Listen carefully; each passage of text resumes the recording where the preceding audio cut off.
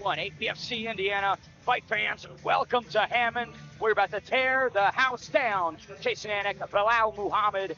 Jason, how you feeling? Oh, can't get enough, man. I'm all fired up. My boy Bilal Muhammad in the building. Ben, the Bay Davis running the show. Let's go, kid. Bilal, we feeling good? Bro, I'm excited for this right here. This is the Hammock Civic Center.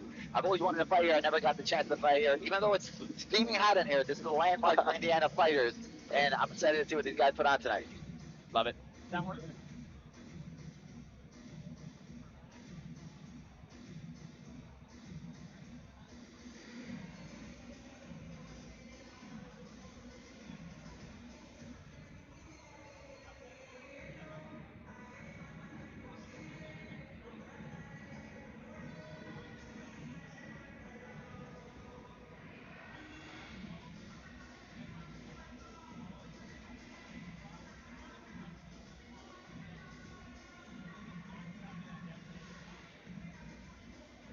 Can you hear us? Yeah, whenever you're ready to go.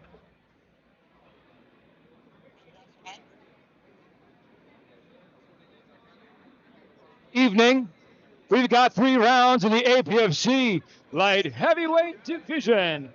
Please welcome, making his way to the cage first, from Crown Point, Indiana, Wesley Daniel.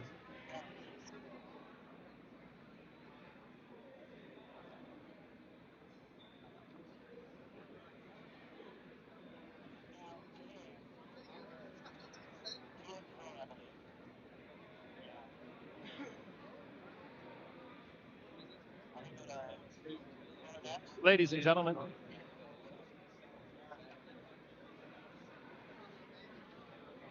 Ladies and gentlemen.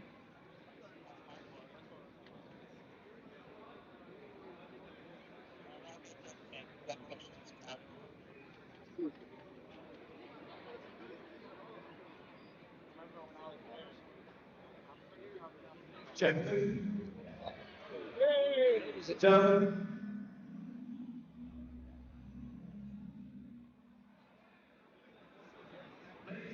Good evening and welcome. It is time to shine with our first round of the evening. 3 rounds in the APFC light heavyweight division. Please welcome, taking his way to the cage first, from Crown Point, Indiana, Wesley Daniel.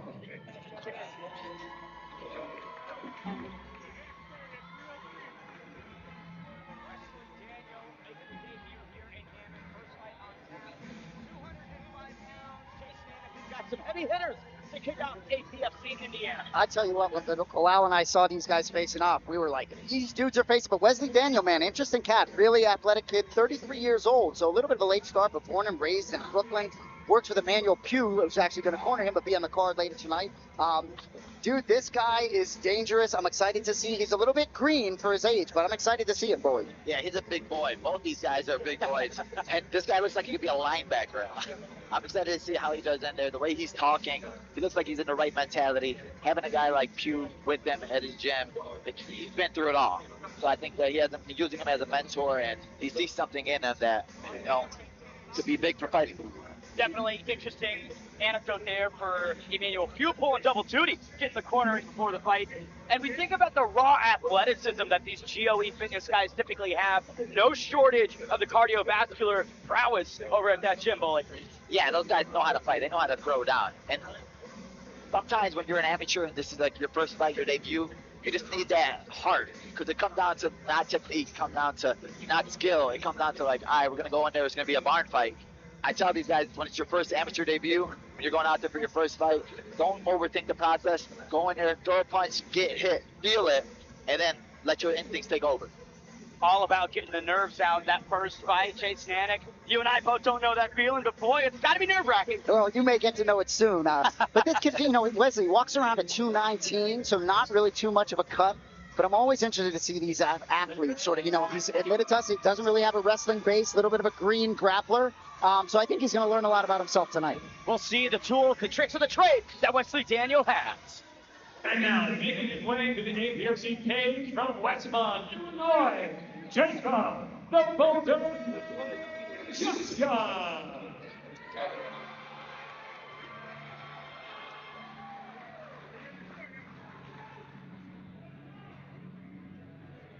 Some would say the star of the early prelims. It's Jacob Juska in his sophomore amateur mixed martial arts appearance. Bully dropped his first one. That kind of has to speak to the mentality coming in here as an 0-1 fighter potentially. Yeah, he told me that he wrestles at Harper College, so he's still there wrestling now. He had Curtis Blaze that used to wrestle there, and he was telling me that the first fight was too much of a wrestling mentality. He got up, left his neck open. It was a big mistake, but he said he learned from it. And that's the biggest thing after losses, learning from it. I tell these guys, when you're an amateur, it doesn't count. Once you turn pro, whatever happened to amateur, it doesn't matter. The only thing you get from it is your experience. So taking a loss as an amateur sometimes is a good thing, because now, all right, I know what it feels like, and I never want to have that feeling again. He's a big-time wrestler. He looks like a big boy. He's also a firefighter, so he does a lot of things. This guy is active, but he tells me he's ready for this fight, excited for this fight, and I'm excited to see how he does. I love the diversity in all areas. Let's take it to a tail of tape for the first fight of the night here in the Hammond Civic Center. This one's brought to you by Cask X, the safest whiskey investment platform at 205 pounds. Jacob Juska made his second fight. Wesley Daniel on the debut. 10 years separate these two gentlemen, but pretty even on the height and decently even on the weight, Jason. Yeah, it's a good matchup here. You know, Jacob Juska with that was not happy with his first performance back in July 22nd. So he wants this to go in deep waters. He wants to go all 3 rounds, wants to get a feel for it. So it'll be interesting, man. I think certainly Wesley would like it not to maybe go 3 rounds. Hard to get better training partners than one of the best heavyweight wrestlers in the scene in Curtis Razor Blades. If you're sharpening the tools with Razor Blades, you've probably got some skills in the grappling department, Bully.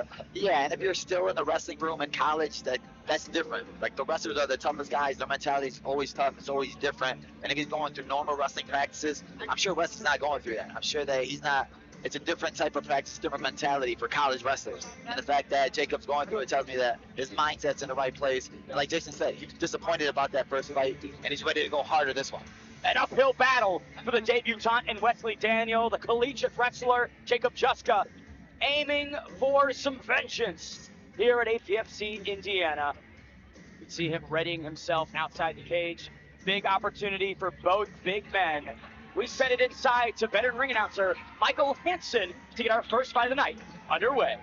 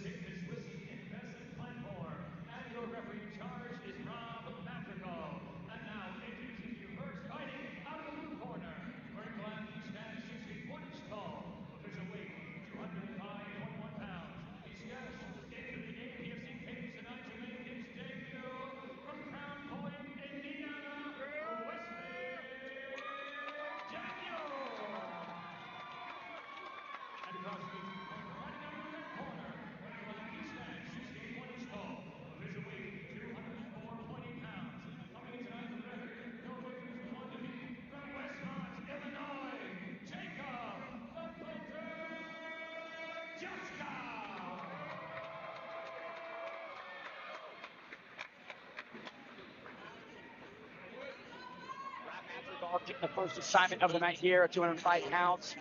Feels like a clash of styles. Grappler versus striker. Jacob Juska, 0-1 in the black and white trunks. Wesley Daniel, all black with the orange GOE trim. Big right cross off the right, Jason. Yeah, quick, man. Wesley not messing around. Southpaw against orthodox. You want to get the straight punches right up the middle. Wesley landed that perfect right hand perfectly down the middle. Feels like not if but a when Jacob Juska goes to the hip point. Yeah, and I think being the younger fighter. Oh! Just got down! Wesley Daniel with a blistering first round KO! What a debut from Wesley Daniel, Jason! And how to get Apfc 7 going in Hammond, Indiana. But the folks that are not in the building yet should have been. Wesley Daniel. Wow. This guy who looked like he had power. He showed right now that he does have this power. What a ferocious opening. Jacob Juska a little bit wily inside the pocket, and boy, does he pay for it big, Bully. You're a wrestler, you want to get up there right away. Like I said, this is a smaller cage. You got to make him uncomfortable, get in his face. You can't just stand there with no training, no looking. And he just waited, and all of a sudden he got hit. Is it, and you know, he thought he was impatient in his first fight, so that's interesting. Yeah, man, that was a tough one. Let's take a look at a quick replay of that fast finish. There was the four. We send it inside to veteran announcer Michael Hansen to make that first round stoppage official. Ladies and gentlemen, our referee Rob Madden will call the stopping contest at 30 seconds of round one for your winner by knockout, Wesley Daniel.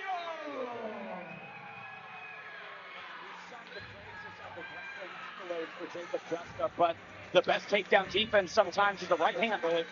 Especially when it's that early in the fight, it's hard to get anything going, right? But Jacob, it sucks because you didn't get a chance to show your wrestling or show to head any improvements from your first fight. But like I said, it's a learning process for everybody. He's gonna get brush it off, erase it from your mind, because once you come pro, it's gonna be a race. These are all learning experiences, and hopefully he has the right team behind him that's gonna help him approach this. Jason Anik felt like maybe we could have got some more time on Wesley Daniel in the second fight. We'll have a little bit more cage time. Oh, unbelievable, man. And, you know, Wesley Daniel, I was going to ask Bully, how do you think he's feeling right now? What do you think's flowing through his veins? First amateur fight. It's got to be unbelievable. That's a sense of relief. It's always like, what's going to happen, right? It's the unknown. It's like, how am I going to feel when I get in there? Am I going to have him striking? Am I going to know how to take a punch? You took one punch, get one, another one right back. Just that right hand counter, all Rob Vanderdahl needed to see. Good to see Jacob Justa up, had his wits about him. Saw the referee doing some shadow boxing with him in the corner to make sure he's okay. But that's the first night in the can. Let's head to the second. Michael Hansen, bring the guys in. For our next bout of the evening, going down in the APFC flyweight division. Please welcome to the cage first, from Aurora, Illinois, Axel the Panda Ariza.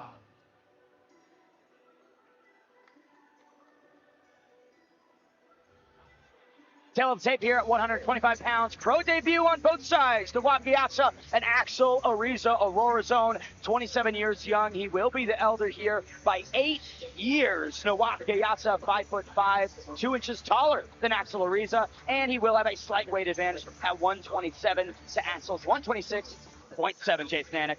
You know, Axel Ariza is an interesting kid, and a lot of these amateurs are on the young side, 19, 20, 21, but he's 27. He has a little seasoning to his personality. Meditates a lot. He's a spiritual guy. I like the energy around him. I'm interested to see how he translates it to the cage. Bully, your thoughts on maybe that delayed pro debut, 27 years young, just getting in, but we've seen guys enter mixed martial arts late and have some success. Yeah, and I tell him, you never want to put an age on anything. Like, nobody can tell you you're too old or you're too young, because that it help them. As long as you're not taking that damage in the practice room, you're not taking that damage in these earlier fights, your body is going to tell you everything, right? Nobody can tell you, oh, man, you need to retire at age 30, 40, 50. If your body feels good, you have Glover Shear winning the belt at 42. So it doesn't matter how late you start. It's how you train, how you gain, and if you're doing all the right things in the practice room. And we'll see if he can implement those here at APFC Indiana. And now making his way to the APFC cage from Kabul, Afghanistan, Nawab Gyasi.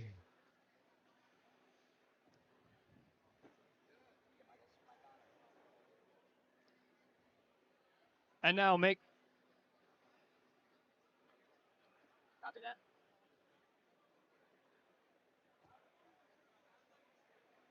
check. Nice juniors on top of Michael's. Check. Another debut right here. Oh, there we go. Now they're walking. I don't know. He doesn't have no walkout music, so it's walkout it's in all silence. Who knows? Maybe a tech difficulty. Either way, representing, I think, Afghanistan potentially, right? Nawab Gyasi, Jason Anik. Yeah, a long way not to lose. We didn't have the opportunity to meet with Nawab, but I'm always interested to see these guys' debuts and wonder what's flowing through their veins. Little bit of size, maybe 5'5", 5'3", some small cats here, but I don't know much about this guy. I'm very interested to see what he brings. I know his gym. He trains at MTC. It looks like that they have a big group of guys over there, so it tells me that he's a local guy, and his coach has some guys in the UFC before, so maybe they have a high-level room over there. I know Clay Guida goes over there whenever he's in Chicago, so it should be an interesting fight for his debut. And a traditional timeline, 19 years young, about what we expect for people to really start getting in the rounds and making some waves in the combat sports scene. So Axel, his opponent, is a high school wrestling coach, which is interesting, you know. And I'm thinking this guy he's facing was in high school last year. You know? The old guard versus the new guard here, and our second fight of the night at APFC Indiana, Kabul, Afghanistan, heavily on the shoulders of one young Nawab Ghiassi. Love the international representation, Bully. Yeah, I mean, because you have a whole country behind you. You have people that are going to support you. When you're from a different country, I see the crowd right now. There's a lot of people here for him, so it's awesome to see that he has that support system here in Chicago. And like you said, being 19 years old, I didn't start fighting or training until I was 23 years old. So I wouldn't imagine what I would have did at 19. I was a hothead. I was crazy. I was a different person. But also, you're saying I could become the top 3, ranked welterweight if I start right now. Exactly. Payne Davis, 23 years old. We'll start with the boxing debut first. We'll see where we go. We'll see how it turns out. Here he is, Nawab Ghiassi. Both guys making the debut. One has to win, one has to lose. We send it inside to Michael Hansen to bring our second fight into action. Ladies and gentlemen, this fight is 3 rounds in the APFC Flyweight Division, sponsored by Anthony Pettis VIPs, Chris Morgan, Bob Zion, and John McCarthy. And your referee in charge is Rob Hines. And now, introducing to you first, fighting out of the blue corner, wearing white with gold and black. He stands 5 feet 3 inches tall. Official weight, 126.7 pounds. He steps into the APFC cage, making his debut from Aurora, Illinois, Axel the Panda Ariza.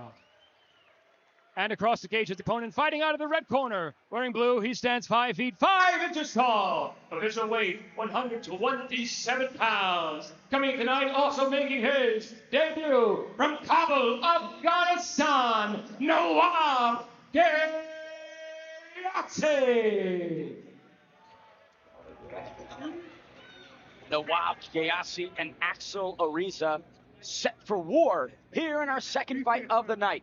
Blistering start. We'll see if that continues, Jason. Axel looks so calm in there. I'm interested to see how he's going to do. Ghiassi opening with a big head kick.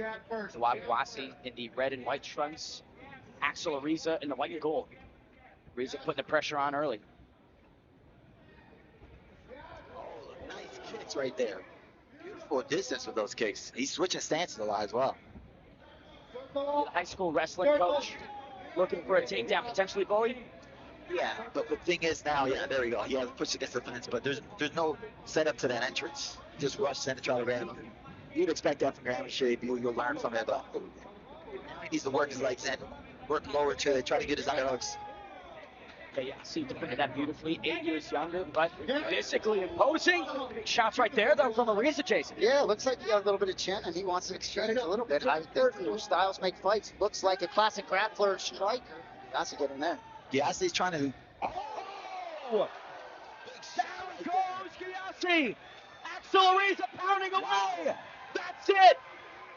Axel Ariza stops Nawab Ghiassi in round number 1, Bully. Another beautiful right hand. These guys have come into fights today in Hammered, Indiana. Like I said, you never want to be in the danger zone and not be on all your toes. You have to protect yourself at all times. I think Ghiassi just got a little bit too comfortable in the striking range and got caught with a huge right hand. Well, it's mixed martial arts, right? And Axel Ariza, fair enough. We don't know tons about all these guys. High school wrestling coach, wrestler, doesn't matter. Show them a little crisp hands there. That was a beautifully set up right hand. There was no setup behind it, but that right hand landed perfectly. Tied by that punch, here it is. Bilal Muhammad walking through an excellent entrance and ground and pound from Ariza. Perfect entrance, perfect ground and pound. Got on top, didn't let him off the hook. Went down there, started hammer fisting. I'm glad the ref stepped in because as an amateur, you get dropped like that. You don't want to take any extra damage than you have to. certainly tough for the 19-year-old debutant in Nawab Gayasi. I know he had a lot of hype coming into this, and certainly again can continue in his next outing. We send it inside to veteran ring announcer Michael Hansen to make that first round finish official. Ladies and gentlemen, our referee, Ron Pines, called the start of the contest at 1 minute 5 seconds of round number 1 for your winner by TKO, Axel the Panda Ariza. Welcome to the ranks of the undefeated Axel Ariza, just blowing through Nawab Gayasi, bully. He just looks chill as a cucumber in there. Like, if I won my knockout on my first amateur fight, I would be going nuts, jumping on the cage. He's just like chill, like, yeah, what's next? Kind of like he knew something we didn't, Jason. I'm telling you. I'm wondering, a little heat in this building in Hammond, Indiana. Bilal, I'm wondering, you're typically used to fighting in nice air condition, right? So for these guys, I know their first 2 fights, first round finishes. But when we go, these 3-round, 5-round fights, you guys be sweating more than normal. Yeah, or maybe they're getting warmed up way better in the back. Sometimes in the UFC, you have to wear a sweater to get warmed up, get a sweat going. These guys, you walk in the building, you're sweaty, so they're coming out. They probably don't even need to warm up. Just walk out and throw some hands. A couple highlights from our second fight of the night. Again, only 65 seconds, so it is a quick clip. But boy, if all these fights go according to this, we'll be out of here in about 39 minutes. Gayasi looked really strong early. I mean, we didn't get to meet with him, so we didn't know a lot about him, but I thought he looked like he had a nice skill set. He had great kicks. He had great distance. He was doing nice footwork, switching stances here and there. Like, it tells me that he trains well, and he trained well, but in this game, it's so easy, man. There's 4-ounce gloves. All it takes is the punch in the right position. You're out. Talking about punches, let's keep the action rolling. Up to 155 pounds between Luis Guevara and Mason Young. Mason Young 0-1, Guevara 1-1. Each guy 22 years young. Milwaukee's own Guevara will have 1 inch in height and a bit of a weight advantage, coming in at 156.8 with Mason Young at 152.3. We send it inside to Michael Hansen to bring these gladiators inside the octagon. Ladies and gentlemen, we are ready for our next round of the evening. 3 rounds in the Apfc lightweight division. Please welcome, making his way to the cage first, from Morris, Illinois, Mason Young. We've mentioned a lot of the gyms thus far. Bilal Muhammad, what can you tell me about Lamont MMA? I mean, it's another good gym in Chicago. They have a smaller group of guys in there, but they're well-trained guys in there. They got more kickboxing guys in there, so I'm excited to see how this guy comes in. Once you lose your amateur debut, it changes your mindset. Did it make him work harder? Did it make him want to work on things to better himself? I'm excited to see how he does in his second fight. Jason Anik, like Bilal mentioned, dropped the first fight coming into this 0-1. A lot of these young guys are still looking for nicknames, right? Not this guy, the American Manhunter. He did well with that. Making his APFC debut tonight. Damian Gothard, who's on the card later tonight, they work together at Lamont MMA. It's interesting, it's a rear naked choke, round 1 in his last loss. The loser, but it's back in November. He's had some time, and a lot of these guys talk about, the opportunity after the first loss in amateur to really make a great stride between the second fight. So we'll look for that from Mason tonight. Looking like an F-16 pilot with that mustache. Had a little hair on that upper lip below. He should have been at Top Gun. His song got me going, though. I'm ready to hype up and see where it goes. No shortage of ink as well. Gotta love the color. Tattooing the arms, body, chest, and back of one young American Manhunter. Here he is in his APFC debut. Mason Young trying to find the win column for the first time. From Milwaukee, Wisconsin, Luis Guevara.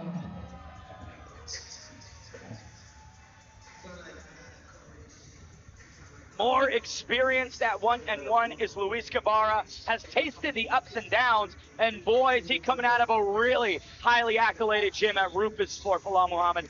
Yeah, when you got Duke Rufus and Scott Cushman coming down in your corner, that tells me that they believe in you, especially being an amateur to have those guys. When I had Duke Rufus corner me my first fight in the UFC, I was nervous because I was like, man, I got Duke Rufus in me. And I'm like, well, I'm about to go fight right now. It is different. So for this guy being an amateur, to have Duke come down from Milwaukee to corner him, it tells me that Duke sees a lot in him. When we think about something that make Luis Guevara different, Jay Stanek, what pops into your mind? You know, his dad was a boxer. He's got a wrestling background. What pops into my mind about this guy, back at Apfc 5, he did lose a majority decision, but he did some work. Showed a good chin, was looking to counter, good takedown defense, good cardio. So one guy scored it for him. I'm very excited to watch this kid compete. And especially at 1-1, you kind of have the experience of what goes right in a fight and what went wrong. So a lot of things that he's improved upon since the last time out. It's Luis Guevara. He was even telling us that, I got to took my foot off the gas a little bit and I'm ready to turn it up this fight. It's going to be high octane at 155. We send it inside to Michael Hansen to bring our third fight into action.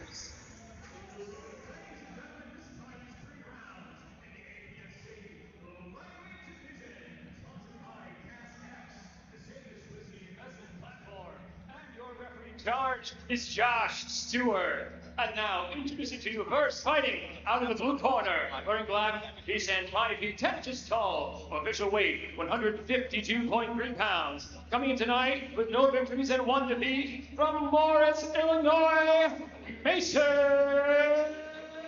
Young. And crossing the 18 opponent, fighting into the red corner, wearing black with yellow, he stands 5 feet 11 inches tall, official weight 156.8 pounds. Coming in tonight with a record, 1 victory with 1 defeat, from Milwaukee, Wisconsin, Luis Guevara.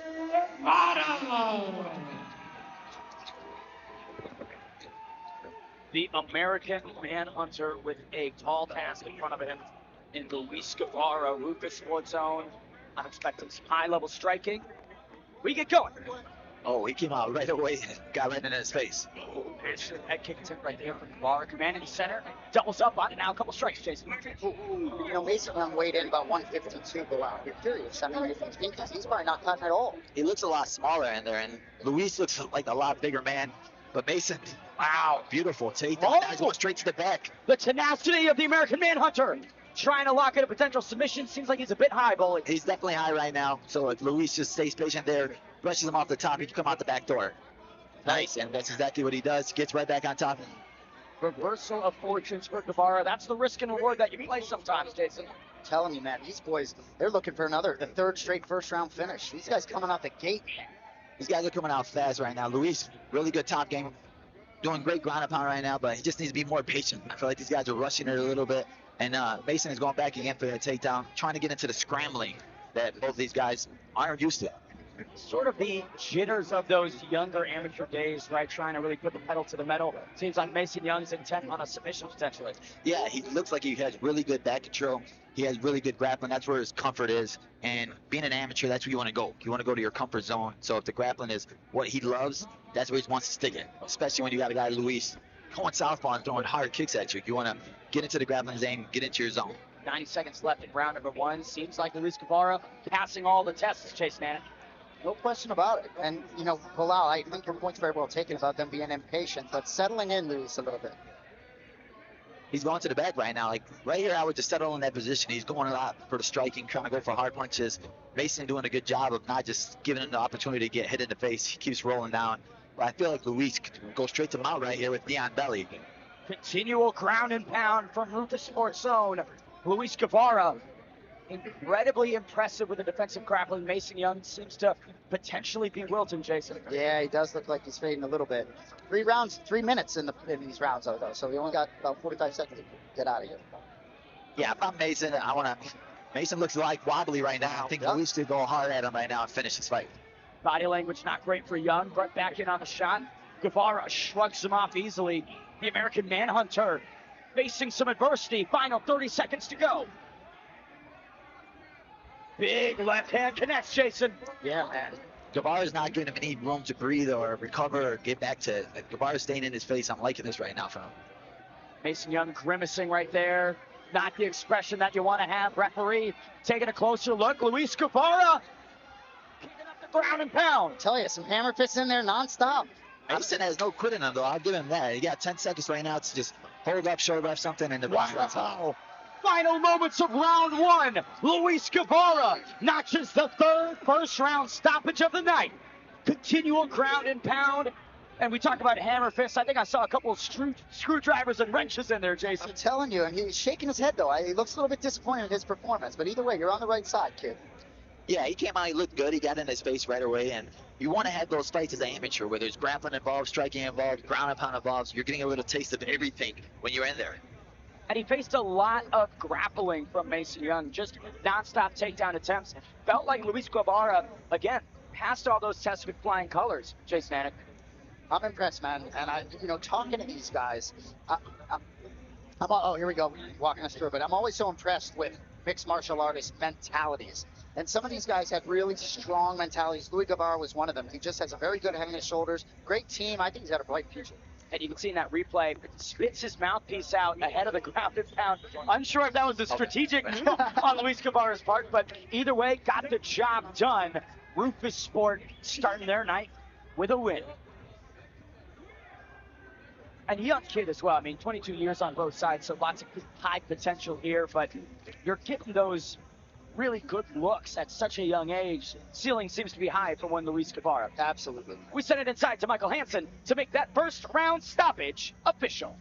Ladies and gentlemen, our referee Josh Stewart called the stop of this contest at 2 minutes 54 seconds of round number 1 for your winner by TKO, Luis Guevara.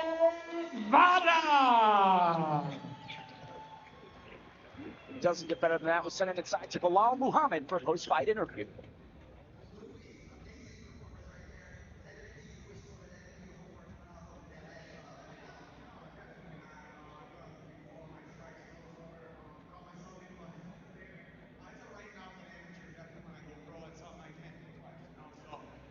Out there, believe in my coaches, trust my coaches, listen to everything they say.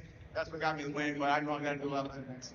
You're being a little bit too hard on yourself. You're an amateur, you're getting a taste of everything. There was a lot of grappling in there, you showed a lot of improvement, great ground and pound, and then it killed your instinct. I know the guys at Rufus Sport, they're teaching you all the right things. So what's next? Definitely just keep going, get another fight in, another amateur fight in, hopefully come pro pretty soon here. It's a dream, to give my family everything they want, so just keep working at that, keep going. Guys, let's give it up for Luis Gonzalez right here. Good head on the young shoulders of Luis Guevara.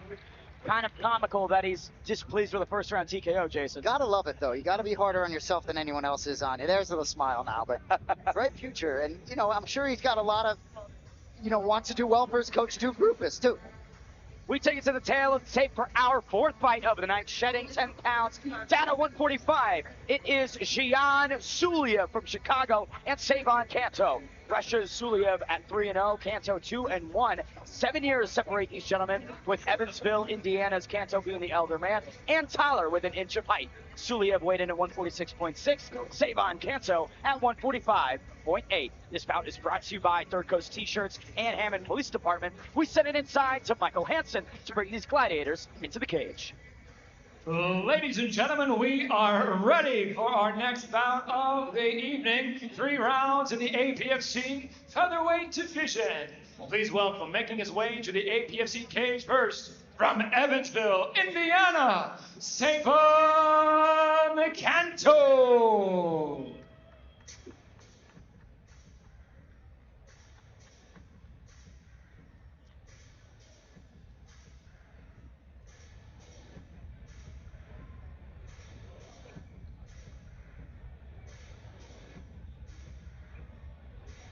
Here is the 26-year-old Savon Canto, the 10th ranked amateur featherweight in Indiana. 2-1 so far with a rear naked choke recently in August of 2023. High activity for this youngster, Jason. Yeah, just a month ago, an absolutely ferocious mauling at SIPC 3. Just August 5th, man, but a lot of these amateurs really want to keep active, and you see him with fights on the books. We got another guy in the card later tonight. He's got a fight in the books in October that he's fought tonight. When we think about some of the experience that this guy's faced, his prior opponent was 10-11 overall. 21 fights that he went up to as a 1-1 amateur, finds the first round stoppage. That kind of speaks to some high expectation, Bully. Yeah, that tells me that he really wants this. When you're fighting month to month and you're not sitting there waiting or living off of a win and going on vacation, like, it tells me this guy's in the practice room, and it's telling me that his coaches see that he's ready and they want to keep him going and get more experience. The more experience you get as an amateur, the better, because when you go to pro, you're ready for anybody. representing nice guy submission fighting, but anything but nice inside the octagon. He is a bona fide killer. It's the APFC debut of Savon Canto. The APFC cage, fighting out of Chicago, Illinois, Xian Suliev.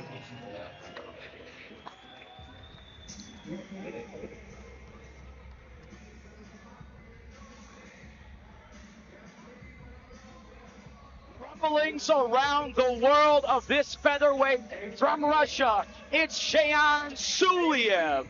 3-0 as an amateur, 100% finish rate, all first round submissions. Jason, and if this guy doesn't like staying in the octagon long. I tell you what, he's making his APFC debut tonight. It's not going to shock me if this kid has a real bright future. From Turkey, spent some time in Russia, but he's from Chicago, Illinois now. This 19-year-old man, I think the sky's the limit.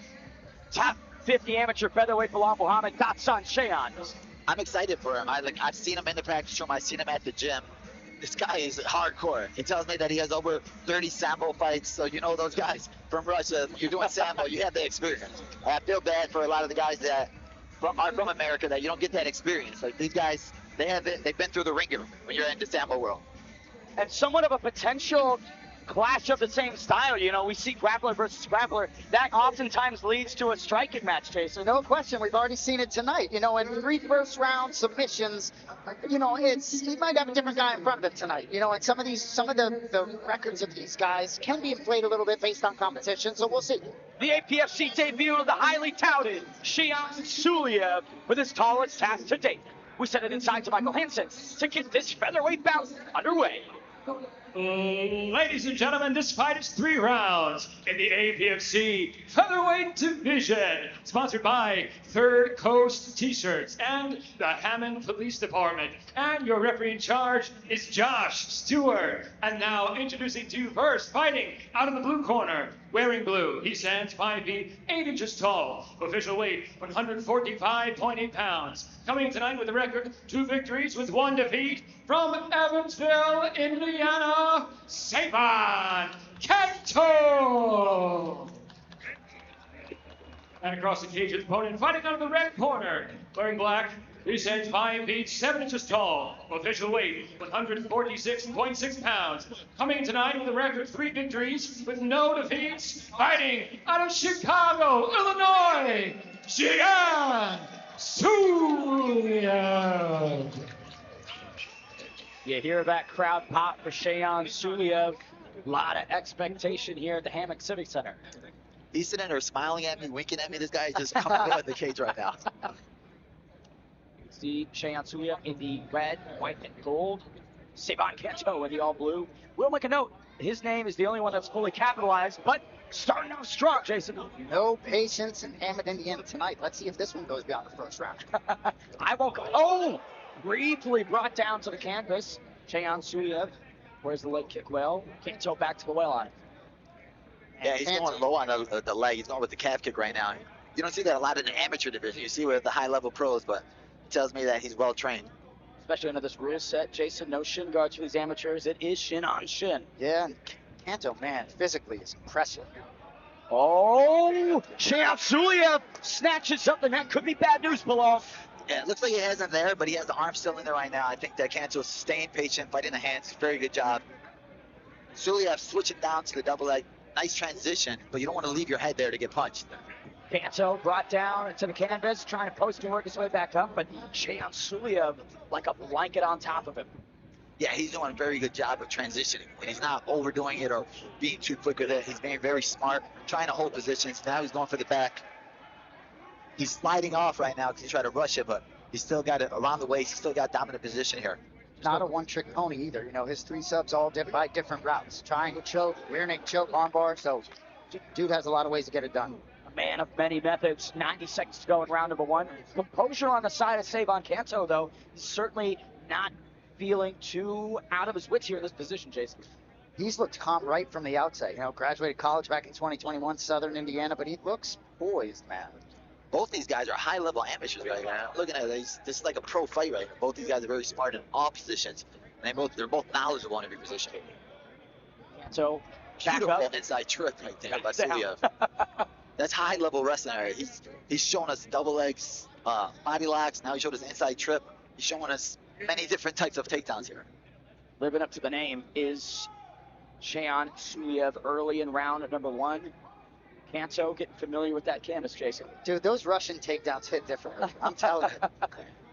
Especially with that forearm pressure, too, just wearing on the trachea of Kanto, Bilal. Yeah, you want to, when these guys are in those positions, when you're in the guard, you want to make it uncomfortable for those little things. Little forearm in your mouth, cover in the mouth. He's jumping for a guillotine right here. See by Kanto's arm trapped, potentially. Looks like it's under the chin. Kanto, Suliev needs to put his hips in more to make it tighter. how can Kanto survive this? Breaks out of it, Bilal. Beautiful transition. Oh, I thought he was going to go to the back, slid off. Now we get to see Suliev off his back and see what he does there. Like 10 seconds here. Suliev dangerous small areas, but save on Kanto, making the moments count on top. Beautiful hammer fist has come down in the final moments of round number 1. That was a great end to the round right there. Suliev didn't look that comfortable on his back, so if I'm at Kanto's team, I would tell him, maybe go for a takedown here and let's see how he is off the back. Shayan Suliev busted open by courtesy of some of those hammer fists. Jason Anik, a good couple minutes in the can. Oh, we'll take it. I'm happy to see the stools. I'm happy to see round 2. The streak has been broken here in Hammond, unfortunately. But when you think about maybe some adjustments both fighters can make ahead of round number 2, Bilal, what would they be? I think Suliev needs to stop being so quick to go for a guillotine or go for a submission. I think he needs to be smarter, more patient. Kanto's doing a very good job of staying patient in those bad positions. And at the end there, we saw him on top. He looked great with his ground and pound. I think now this time he needs to be offensive with his wrestling, with his takedowns, to put Suliev against the fence and see how he is off his back foot. Shayan Suliev, born in 2003 and 19 years young. That might be the most chest hair I've ever seen on a 19-year-old. Oh, I can assure you I outdid him when I was 19. Round number 2 between the highly touted Shayan Suliev and Savon Kanto. Kanto really living up to the challenge here, deeply impressed by his defensive grappling and the ability to reverse fortunes at the conclusion of round number 1, Bilal. Yeah, I'd really like to see what adjustments that both teams made, what coaches they made. Roberto Romero's in the corner of Suliev right here, so I think he's been in high-level fights.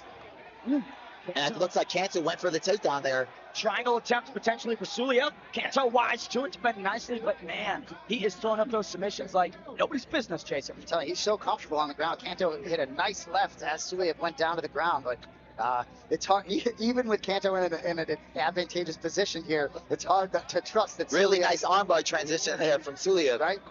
As we're saying, you gotta mind your P's and Q's, cross the T's, dot the I's, baby, Bilal. Yeah, Suliev telling me that he's comfortable on the ground. I wanted to see how he was off his back. This is a nice transition here, but you don't want to wait there. Kanto looks like he's doing a good job of holding his arms. If I'm Suliev, I'm using it to either scramble on top or take his back. Tells me Kanto's stuck right there. He's doing a good job of stacking him. When somebody has an arm iron, you want to stack him, you want to make it uncomfortable. Now he's extending it. Kanto trying to fight. Beautiful work by Savon Kanto. Nice guy submission. Team holding up nicely here in round number 2. Minute 48 left to go, Jason. You know, in these 3-minute rounds, there's not always a ton of opportunity. You know, certainly Kanto didn't win round 1. You know, he's got to continue to stay in this position and bank this round. The new rule set, though, all about damage instead of positional control. Kanto now progressing to half guard with some ground and pound below. Yeah, Kanto's really good on top. He's very comfortable. I think Suliev going to the well too much with the submissions. He's getting very close with them sometimes. You burn your load a lot of those times when they're not fully locked in. I think he needs to be more patient. His coaches need to get him to stand up because I think he's better on top than on bottom. Will make a note about the body language of Shayan Suliev at the beginning of round number 2. Seemed a little bit labored, maybe not as confident as he was in round 1, Jason. Yeah, I agree. And Kanto physically looks to have a lot of juice in the tank. Now he has a full body triangle on him now, so if he gets planned out right here, there'll be a really bad spot for Suliev. Savon Kanto trying to make the most of it. Both Nice turn in. reversal potentially from Shayan Suliev. Kanto rides with it. Yeah, Suliev did a really good job. I think he needs to go get on his right hip right now and put the body triangle on that side to take the pressure off the ribs right now. There he goes, does a very good job of doing it. Now he's switching back to the other side. You know, and Suliev 3-0 all first round. He's never been here before. A man of perpetual motion. Savon Kanto with the insistence on the ground and pound, fully mounted. Shayan Suliev trying to survive below. Yeah, there's 15 seconds here right now. I think he needs to grab a hold of something, grab an arm, just get out of this round. That's the biggest key right now. He's still moving here, so I don't think the ref should be stopping it. Final frames of round number 2. Referee is taking a close look. Sabon Canto intended to pound him out to the bell. Referee calls it off. The last gasp of round 2 ends the undefeated streak of Shayan Suliev. Sabon Canto, in the biggest spot of his career, comes up big, Jason. 4 fights, 4 finishes in Hammond, Indiana. This is no joke right now. But I tell you, Sabon Canto, man, against a grappler like that, he showed a lot of toughness. He looks like he's fresh to taste going up 5 rounds right now. And busted open is Shayan Suliev, clearly not too pleased on the ground there. Say a lot of academic opportunities though coming out of this, educational moments for both guys, but coming out of round 1, he just didn't look the same, Jason. We take it to a couple of replays. Walk me through some of the action here. Yeah, and you noticed that in the corner, a little banged up eye, but to me, Canto physically looked stronger, and I wonder, even looking at Suliev, if 145, maybe 135 might be a different spot for him, but certainly got to be disappointed for him. But Canto's got to feel like $1 million. Made the note that his name was capitalized on my bounce sheet. Boy, did he capitalize on this opportunity. Now 3-1 overall with back-to-back finishes. Excellent job by Sabon Canto here. We send it inside to Michael Hansen to make that second round stoppage official. Ladies and gentlemen, our referee, Josh Stewart, called the stop to this contest at 2 minutes 59 seconds of round number 2 for your winner by TKO, Sabon Canto. Can't chop it up better than that for the Nice Guy submission representative. We send it inside to Bilal Muhammad. That was an amazing performance right there. You had a battle with adversity. How did it feel? Coming in the second round, you made the right adjustments. What did your coach tell you in between rounds? Man, really, we just, when you get to one side grapple. So, we're just prepared for that and I find my shots. That's all I really was. You seem very patient in there. That's something like when you're going bad spots, you're very calm in there. You don't see that in a lot of amateurs. Tell me that. You're in the training room, you're practicing all the time, you're getting better. Like, what do you have to say about your coaches and your team back home?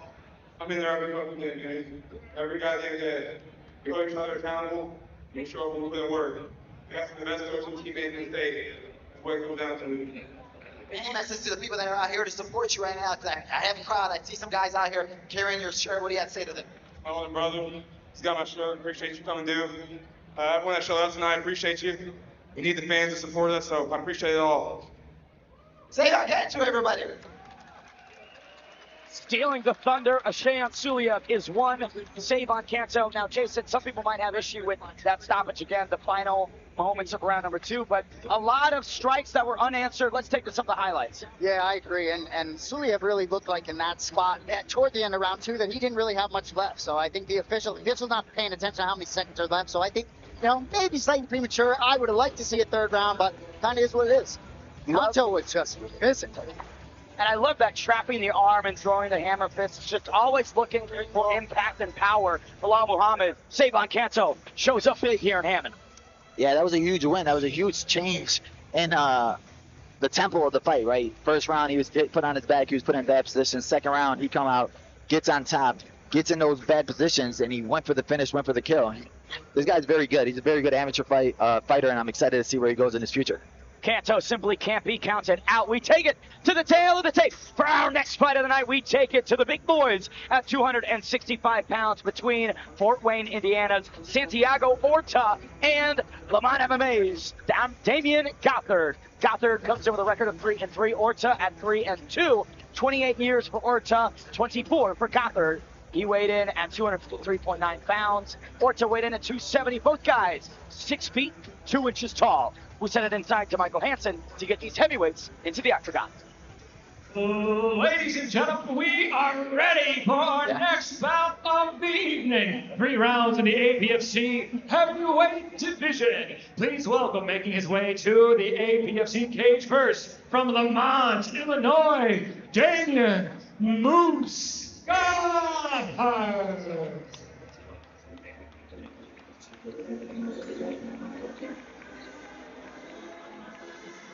Damien Gothard has had some tall tasks here, but really showing up big in the moments that he needs to. Currently riding a 2-fight win streak, coming off of a 3rd-round TKO in May of 2023. It's finally all fitting together for one Damien Gothard, Jason. Yeah, and hopefully he can pick up his teammate Mason Young here. You know, second APFC appearance. I'm interested to see this guy. You know, he did a lot of good things in some of the losses. In his first APFC appearance back in 2022, he had great position, size, and control. Gerard Winston, who beat him, is a beast. So a lot of these guys, even in a loss, I think he had some moments. Looking forward to seeing him perform tonight. And again, talk about a real tough debut in APFC. Gerard, my name is Brutus Winston, the Kimura king of this octagon here. No shame in that loss. And again, Bilal, he's finding the success now here in 2023. Yeah, now you got a little bit more momentum. You got a 2-fight winning streak.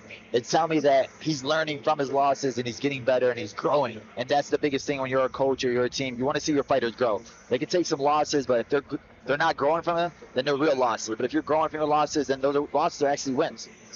Damien Gothard, one of the more experienced amateurs that we have here with 6 fights under the belt. And again, a good mix of the wins and the losses. I like to see guys with a lot of amateur bouts, whether it's a victory or a defeat. No question. He's fought 5 times since August 20th of 2022. And those repetitions, whether it's commentated repetitions that Bully B and I need tonight or in the cage, I'm telling you, it bodes well. Here he is for the 2nd time, Damien Gothard. His way to the APFC cage from Fort Wayne, Indiana, Santiago, son of God, Orta.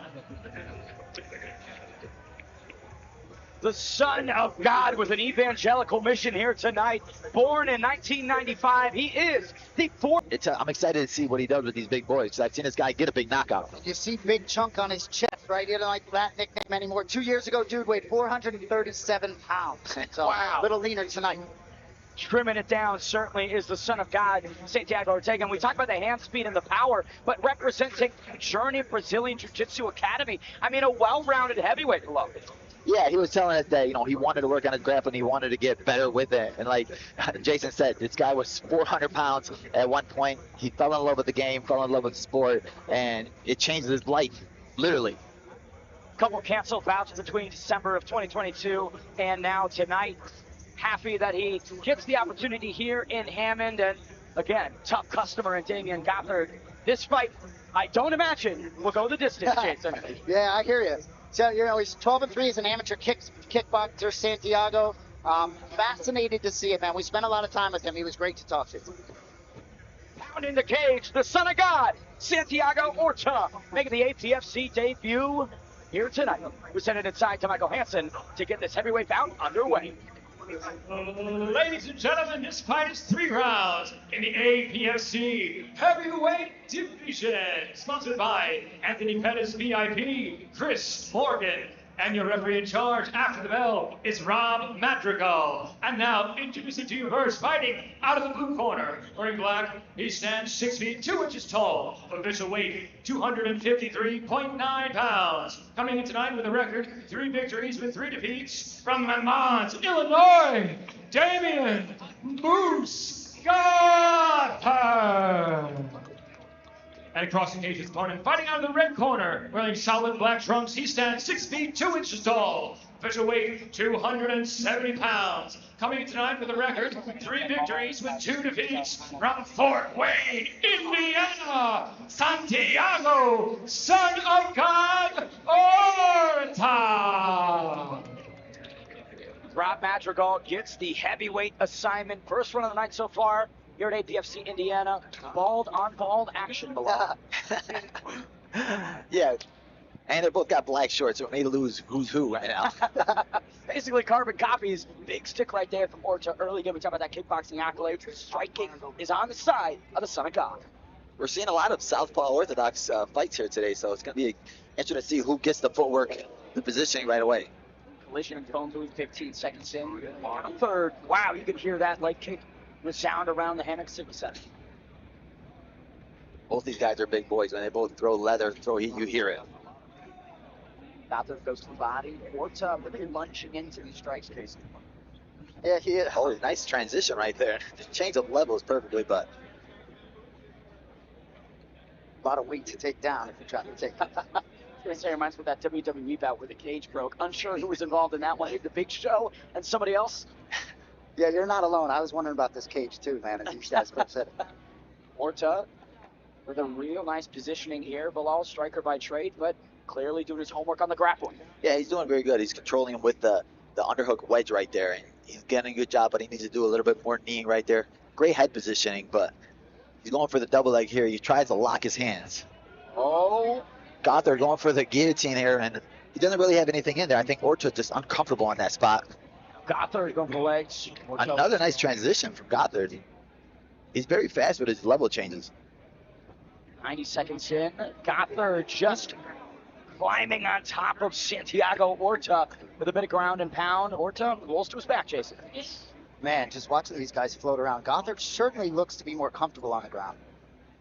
Yeah, Orta just gave that one up right there. He had a moment's opportunity to stand up, but Orta looked like he was just, all right, let me give you up my guard right now. So you don't want a big boy on top of you in your guard in this cage right now. Already a couple deep breaths from Santiago Orta on bottom, 2 minutes in. Yep, took the words out of my mouth. Mouth wide open already. Gosh, here's some ground and pound. Now Orta getting back to the feet. 60 seconds to go. And round number 1, Damien Gothard, looking like an NCAA wrestler out there below. Yeah, he came in right away, had really good level changes, telling me he wanted to get on top. Now here he is. When you're a heavyweight and you're mounted, Wow. This is where you want to start throwing bombs, start throwing hammers, because it'll give that ref any moment to step in. So far, one-way traffic in the grappling department. Damien Gothard really leveraging Getting all that underneath the chin experience there. here. Oh, 30 seconds to go. Bilal, can he finish it? Orta doing a good job of grabbing hand control right there, but now Orta really needs to turn back. Now it's stepping in right now. It looks like it's about to be over. Just needs to keep punching. And Gothard letting it rip. Rob Madrigal has seen enough. A scintillating stoppage, courtesy of Damien Gothard, relying on the grappling prowess, Jason Hannon. Night of finishes in Hammond. I know I keep saying it, but yeah, Damien Gothard was very poised, and I did see a lot of nice things out of him in multiple spots moving forward. He looks like he's got some experience. 24 years old. I don't know, man. A good showing tonight for Damien.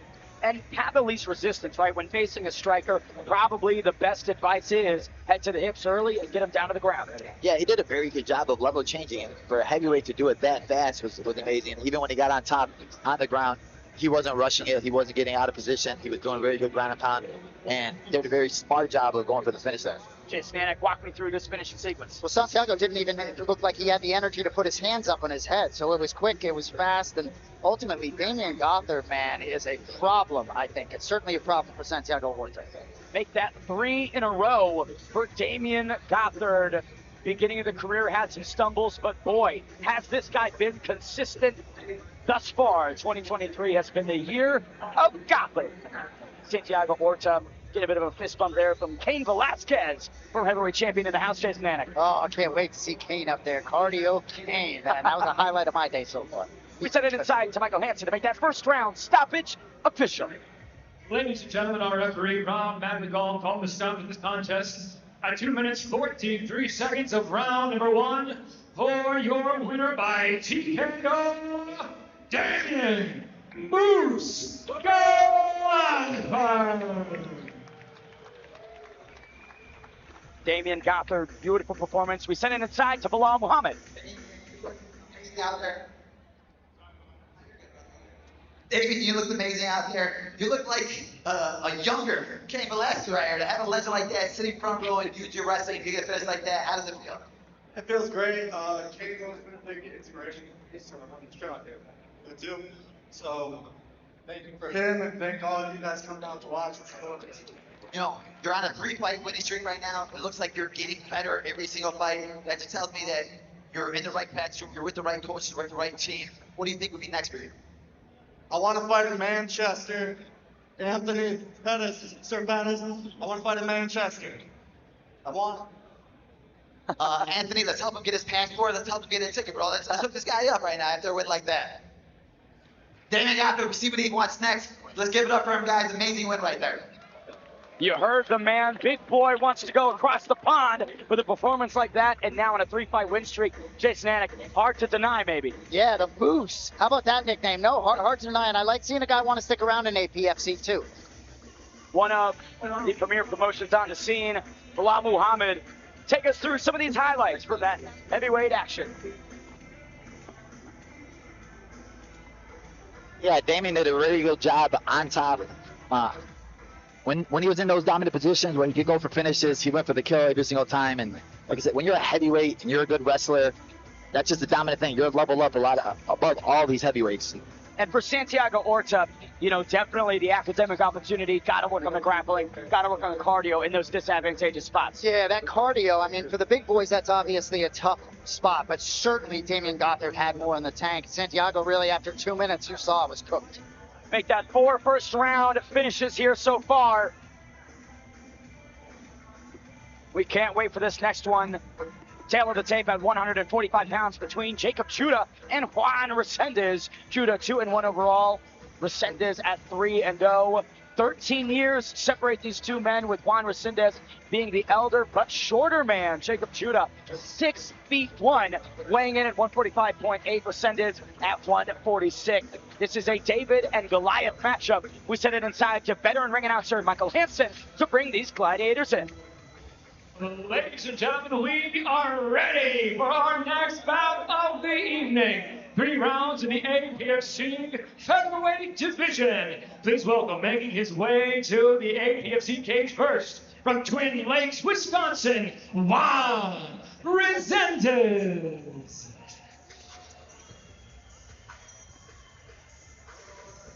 Juan Resendez, late to maybe the combat sports game, but a true athlete through and through at 34 years young, riding a unanimous decision win just in March of 2023.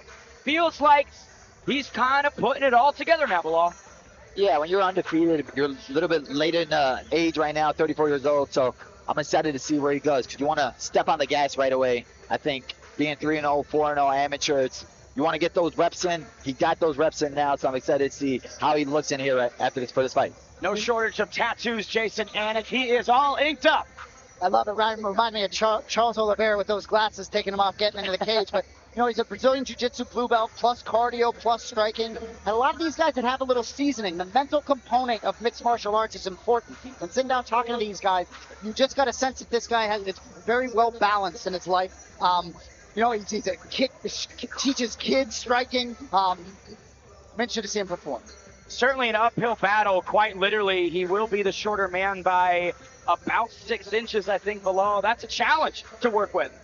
Yeah, but if you're used to being the shorter guy, you're good at closing that distance, getting on the inside. It can help to your advantage as well. If he's a wrestler, if he's a grappler, he's a jiu-jitsu blue belt, I want to see what his game plan is, especially with a taller guy. 13 years, the elder of Jacob Chuda. Maybe we'll see some old man strength here, Jason Anik. Yeah, some dad strength. Wouldn't shock me. But Juan Resendez, you know, he did win a fight against back in 2022 in March and finished Santiago Jackson. Jackson did take the fight on 3 days' notice, but I was very impressed with his cardio in that fight. So I'm looking for him. If this isn't a finish here tonight, I think 9 minutes will be no problem for Juan. Doesn't look like he's 34. Here he is in his APFC debut, Juan Resendez. The APFC cage from Lombard, Illinois, Jacob Lurch Judah. Bouncing between both divisions, 6 feet 1 inches tall, a gargantuan bantamweight and featherweight, currently ranked the 17th amateur featherweight in the state of Illinois. It's Jacob Chuda riding a 2-fight win streak, both stoppages before the 3rd round. High potential here for this very tall individual, Jason. Dude, how about that Maximus vest? That is tight. I like that. It's interesting. You know, he's an introspective guy, even though he's certainly the youth here. You know, he knows his opponent's really tough and violent. He's ready to match it. How about that nickname, Lurch, too? Give me all of that. Little Addams family action below. That vest has still got me shining right now. I'm looking at her like, bro, he's Deontay Wilder's walkout suit. But he got Richard Abraham in his corner, so, you know, Richard Abraham's a great kickboxer, that Maximus gym, you know, they got high-level kickboxing there. Being the taller guy, I know he wants to stay in kicking range and use those weapons against a shorter opponent. Bit of a layoff that we're seeing here from Judah. First fight in 2023, been on the shelf for almost 12 months. So I think that there's a lot of exciting potential here to see what he's added to the game plan, Jason. I agree. And Bilal, so this is his second APFC appearance, right? So in a situation like that, you got to think the nerves a little bit less maybe than some of these other guys making debuts. And yeah, you've been here before. You've seen it. You've seen Anthony Pettis already. You've met him. Those all play a factor into it. Because if I'm fighting on Anthony Pettis' show, I'm like nervous because I've watched this guy on TV. I talked to this guy before, and he's a legend of the game. So the fact that I'm on Anthony Pettis' card for the second time, it's like, all right, I've been here before. This guy hasn't been here before. He hasn't had the comfort that I have right now. So I'm gonna go in here and light him up. And there might be that level of chip on the shoulder mentality. You know, I belong here. Do you? Yep.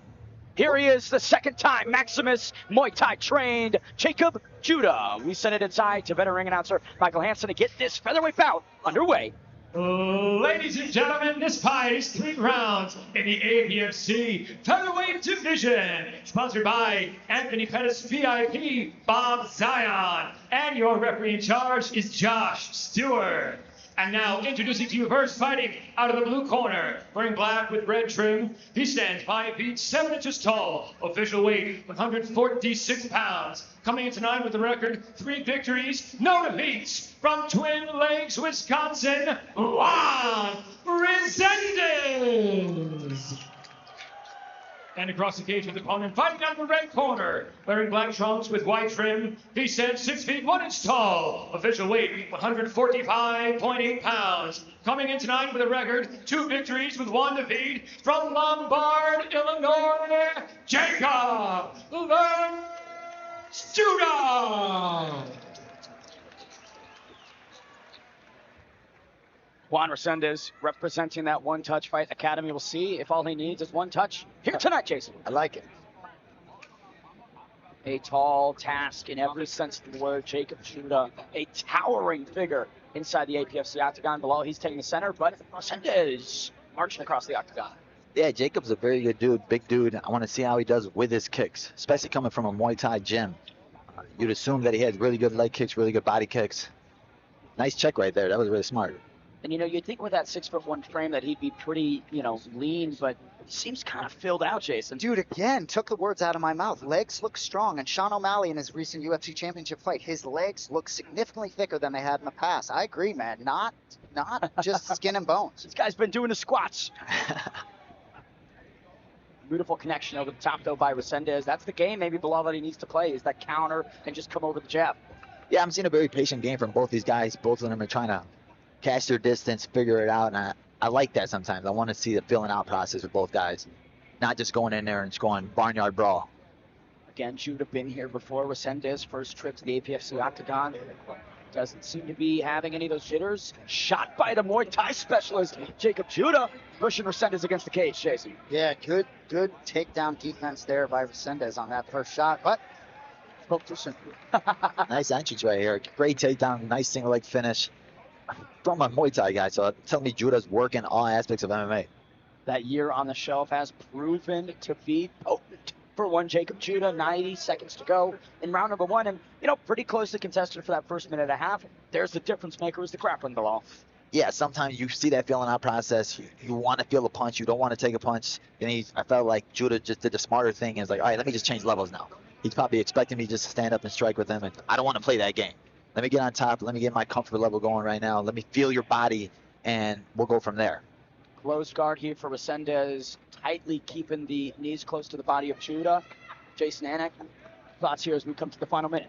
Jacob Judah, when we spoke to him, yeah, he's 21 years old, but he's definitely wise beyond his years. His family business, they train dogs. He's hoping to be a dog and not be training them and sort of have a big career. But I talking to this kid, man, he really had a good understanding of his opponent, maybe more than most of the guys we spoke to. So I think this is certainly intended to maybe switch things up a little bit. And maybe recognize the deficit in the grappling, right? He's thinking, what, Muay Thai is the base, but I've seen some holes, and here he is exploiting that final 30-second stretch. Judah just buttering up those baby back ribs, Bilal. Yeah, if I'm Resendez, you need to stop playing off your back. You want to open up your guard. Nothing good comes from a closed guard. You can't even go for submissions off that closed guard. So if I'm Resendez's team, I'm his coaches, I'm telling him, get his fit down the hips, kick him off.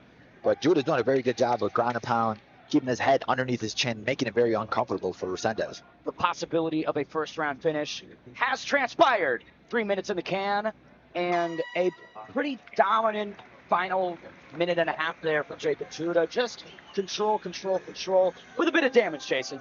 Both guys look to be in good shape, though, not sucking wind too bad after the round.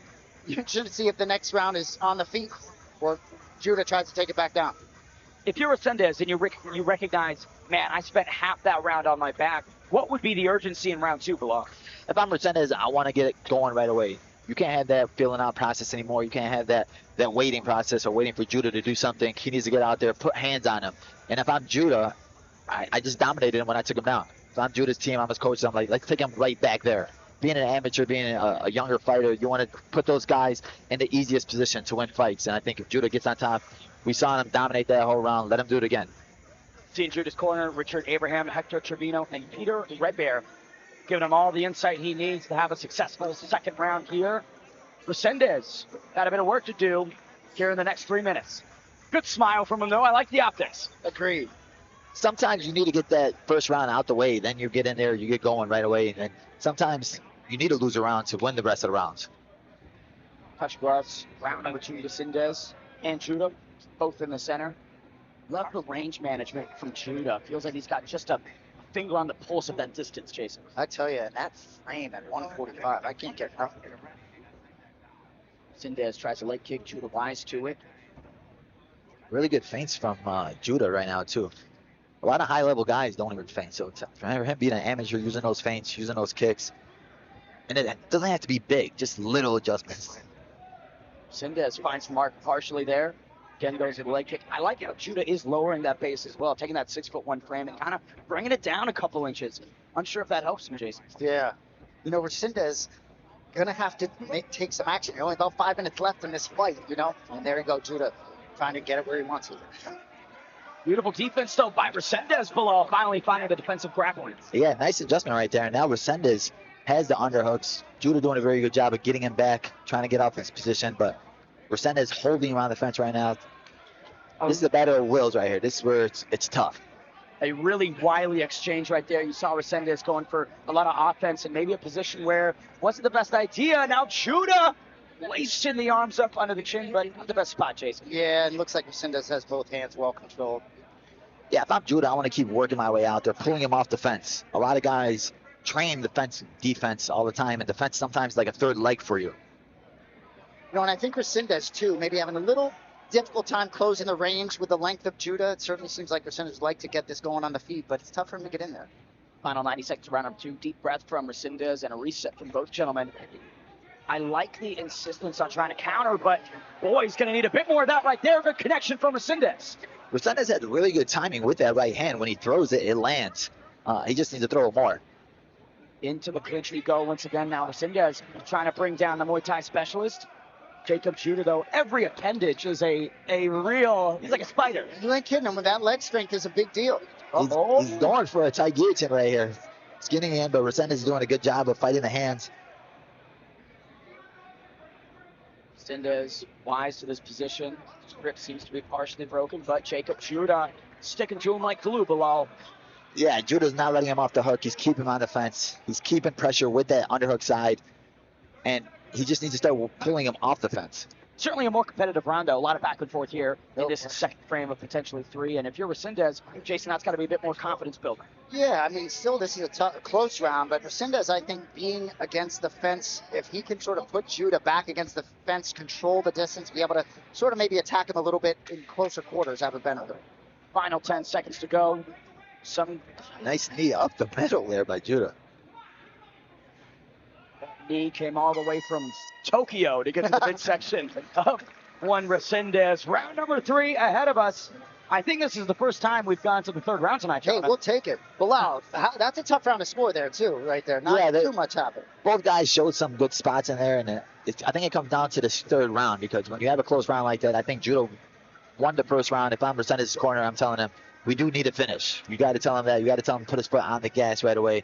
And if I'm Judah's corner, I'm telling him, if we're going to go for the takedown, we need to get him down. Pull him off the fence. Stop letting him rest on the fence. Resendez is comfortable on the fence. And a lot of times there, you're just both just catching your breath there. You don't want to catch your breath right now. You want to take him down once you take him down, I think you'll be at way more better control. Jason Anik, the body optics of both gentlemen, what are you seeing ahead of this third and final round? Well, see, certainly breathing a little heavier than they were after the first 3 minutes. But I think possibly Resendez took that second round, so I think this one's wide open heading into the final 3.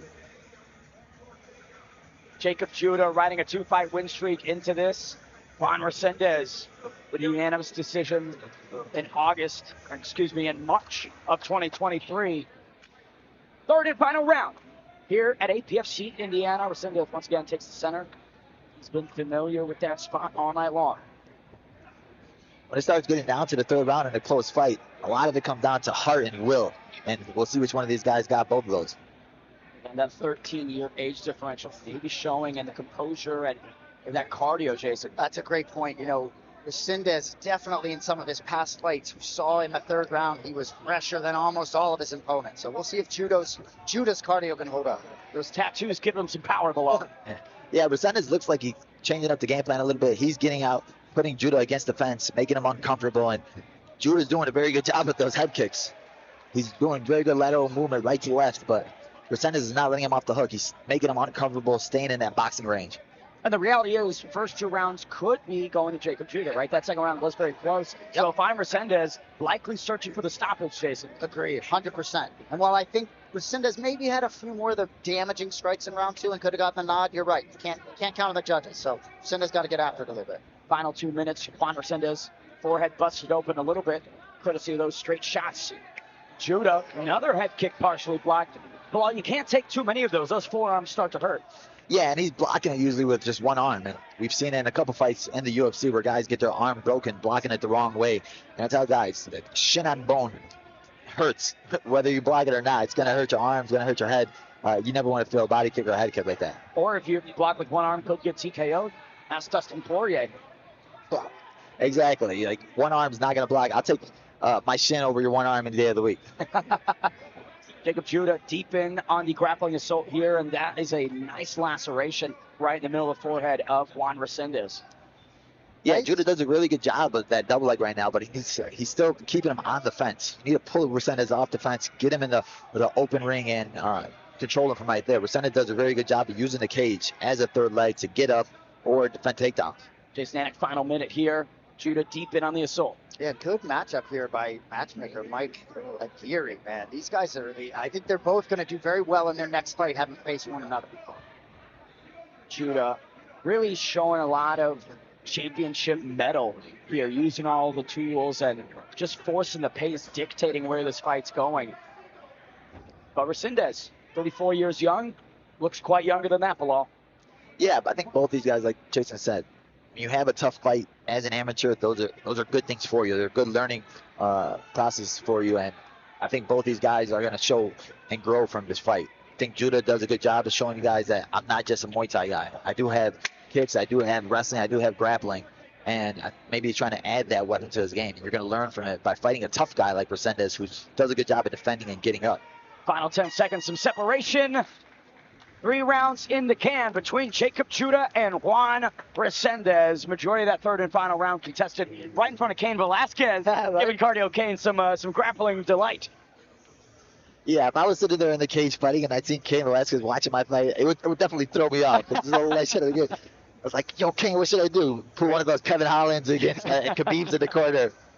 You know, it's one of those fights where you almost kind of want to see another couple rounds of this one, right, Jason? I hear you, and I was just going to say, 9 minutes of action. Who really, certainly you got to think overall Judah probably did more, but no, round 2 was a little tough.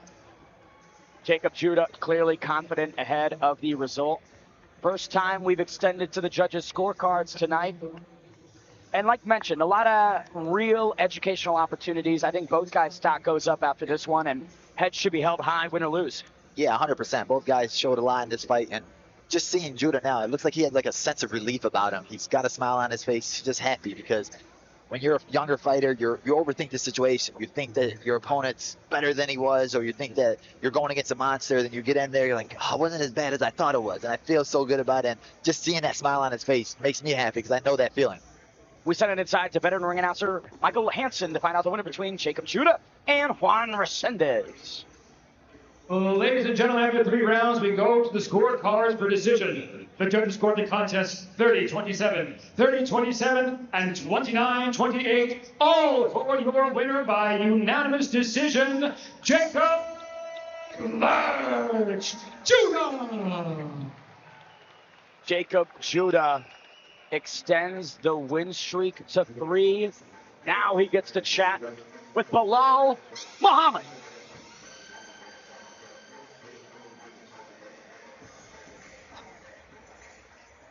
Ladies and gentlemen, we got Jacob Judah here. Amazing fight. It was a grueling performance. You showed different styles, different parts of your game. You showed a little bit more wrestling. We expect you with Christian in your corner to be an amazing kickboxer, but you showed some great grappling. Yeah, I mean, I think I still displayed some striking, like caught him with the head kick, caught him a couple times. It's just, I realized I was a better wrestler, and I was like, this is the route to victory. So I took it, you know. So. Yeah, I mean, and now I'm seeing like kind of like a sense of relief about you. Like I finally seen you smile. I saw you just were like so serious at the win. I'm like, oh, this dude's ready. I'm excited to see how he performs. Like, how does it feel now knowing that you got that victory against an undefeated opponent? It feels good. I was expecting 2 strike, but I'm down with wrestling my way to victory. It felt good. Felt good that I knew what I was doing on the ground a little bit. So that was exciting. I had a lot of fun. Don't be hard on yourself. You showed great striking. You showed great lateral movement. But you're wrestling. That's what you want to do as an amateur, learning every fight, growing every fight, bro. But hope to see you again back here in the Apfc cage. Let's give it up for our guy, Jacob Judah. Jacob Judah leveraging the judo here tonight in the Hammond Civic Center. Maximus Muay Thai turned Dagestani to get the job done against a very game Juan Resendez. Here's a couple replays. Jason Anna walking me through the action. I tell you, what a night so far in Hammond, Indiana. Very impressed with these guys.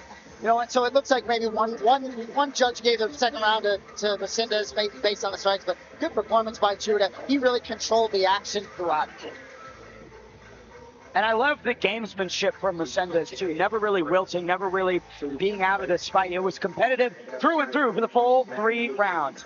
We're going to cut to a quick break in the action here in the Hammond Civic Center. We'll be right back at APFC Indiana.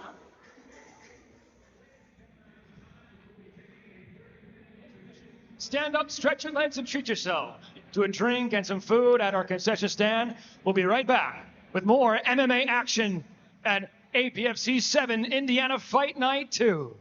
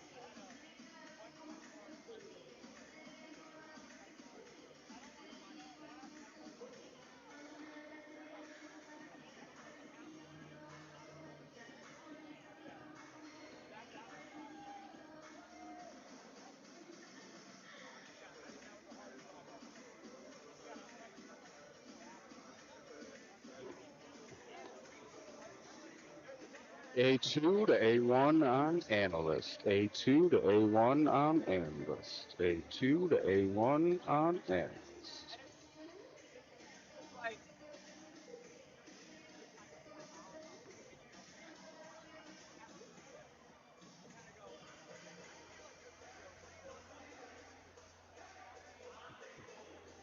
One, two, three, 4, 5, 6.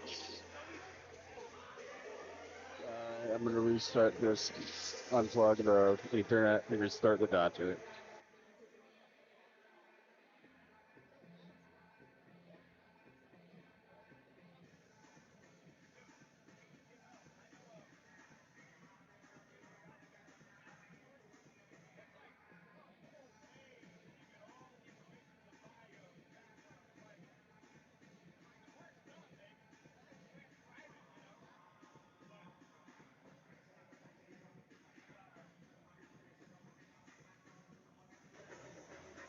Check 1, 2, A2 to A1, A2 to A1, A2 to A1, A2 to A1, 1, 2, 3, 4.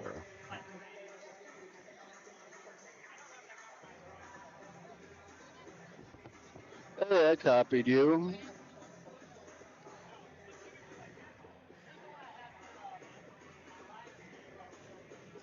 There are no dip switches. None at all. There's the Ethernet port, USB port, a DC in, a mic in, phone out. That is it.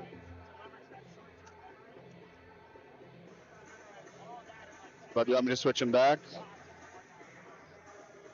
Yeah, absolutely.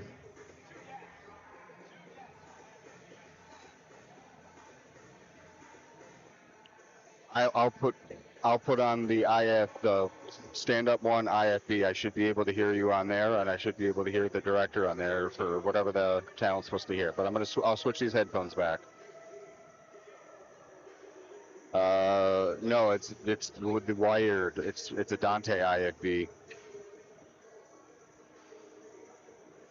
All right, or I'll jump on the color headset because they're at different ends of the table. But I'm gonna switch these headsets.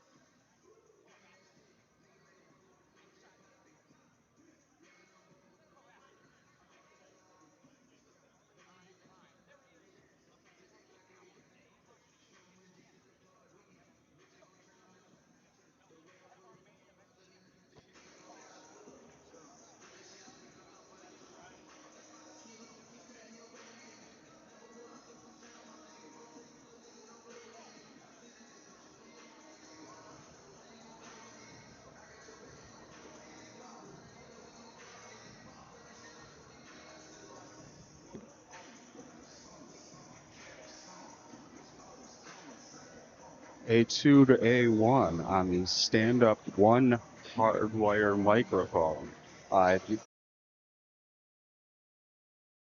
As well. I cannot hear you, so I'm gonna jump on color. Oh no, there you are. I just heard you. Yeah, I got you there.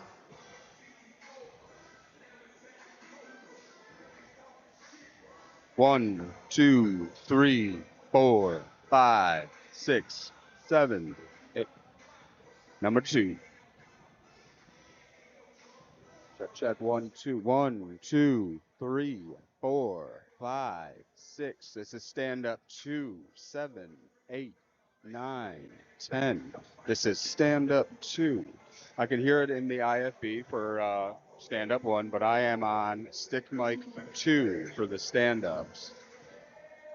Got you here, yeah. There's no IFE for 2 or 3, so it's just the one IFE for probably the host. But I'm going to jump to 3. Phone 3. This is stand-up microphone number 3. I've got you here, yeah.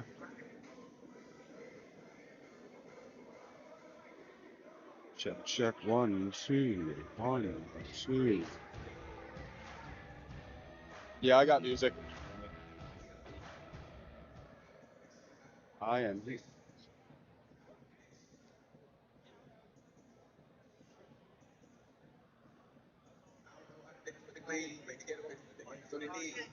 Yeah, I'll do. I'll go in order right now if you want me to talk on them.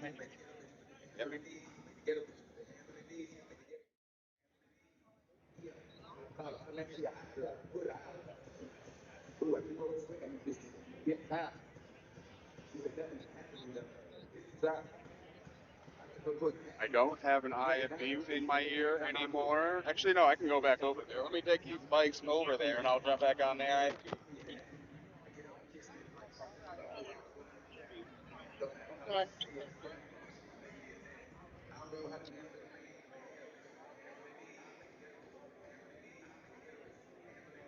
IFB back. This is wireless microphone, or referee microphone one, ref mic one. I had 1, 2, 3, 4, 5, 6, 7, 8, 9, 10, 11, 12, 13.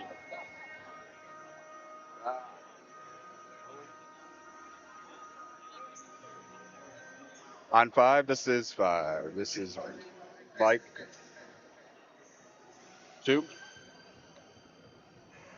Is referee mic 2, which is labeled microphone 6 and is in correspondence with receive number 2. 1, 2, 3, 4, 5, 6, 7, 8, 9, 10. Copy you. Ref 7, ref 7. There we go. I hear it in the IFB. 1, the ref mic 3, which is wireless microphone 7 in correspondence with receiver number 3. Ref mic 3, 1, 2, 3, 4, 5, 6, 7, 8, 9, 10.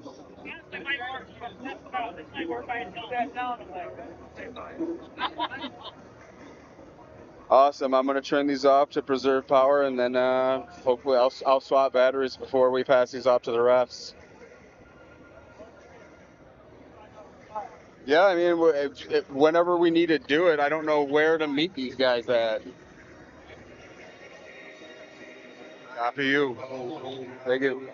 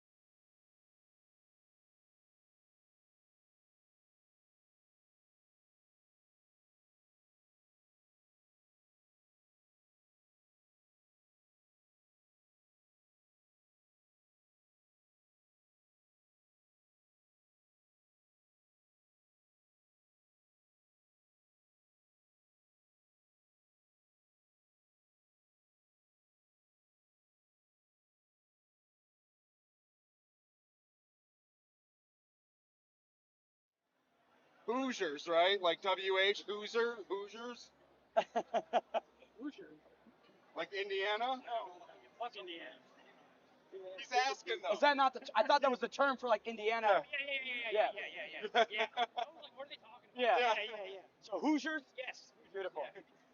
I was like, that would be a funny thing, just to nuke the term. You know what? Yeah. We've got some You Hoosiers. know what? Never mind, you Indiana.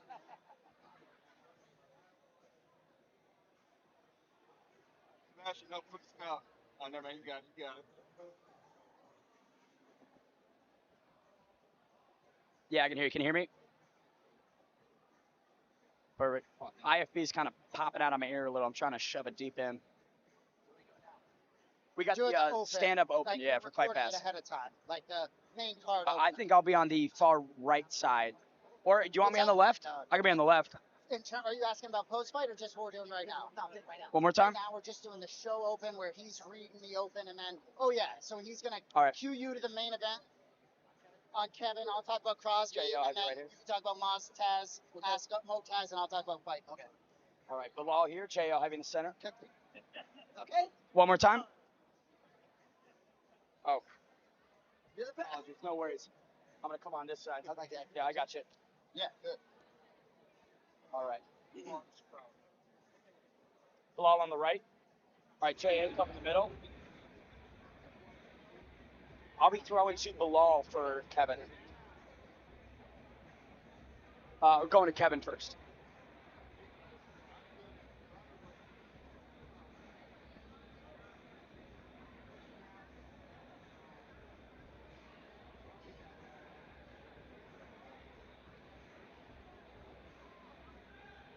Copy that.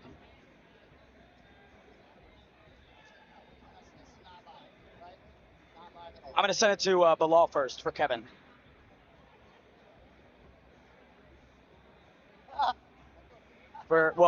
Send it to, Bilal first for Kevin, and I'll send it to Jason for Chris.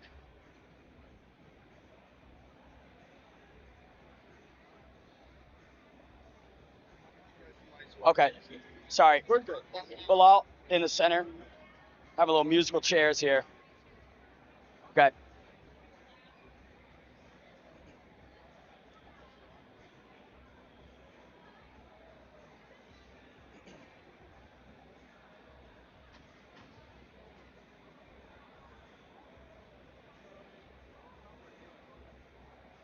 So really quick, coming out of that scenic of the Civic Center on me, just a little welcome, and then do we expand to a 3-shot, just hey gang, and then we go into main event?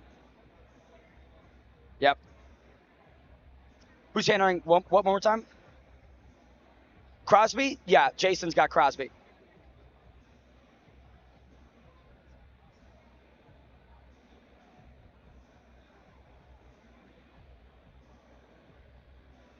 Okay.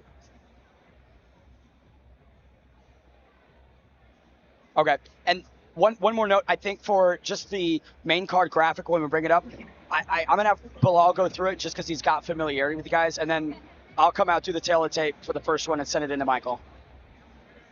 Okay, perfect.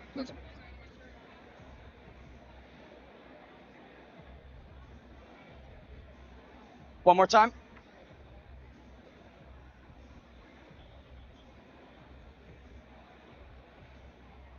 Copy.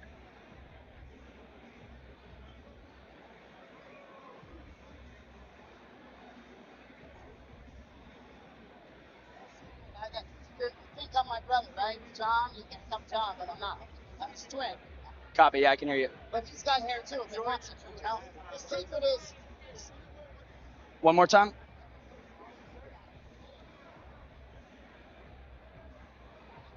Five, four, three, two, one. Fight fans, welcome to Humble Hammond, Indiana, home to near 78,000 Hoosiers. But tonight, 12 men, 12 fighters enter the APFC cage with victory on the mind. Bilal, could you do a mic check real quick? Mic check. 1, 2. Kevin, give me your lunch money, Novacek. Excellent. Do you need Jason to do a mic check? Hey, JA, quick mic check. What's up, buddy? Got me? Keep No. talking. You got me? What's happening, B? Ben, the Bane, it's Bane's World. You got me? No. Does that work? You got me? What? One more time. I'm having a hard time understanding you. One more time. I can't hear you at all. There's too much feedback.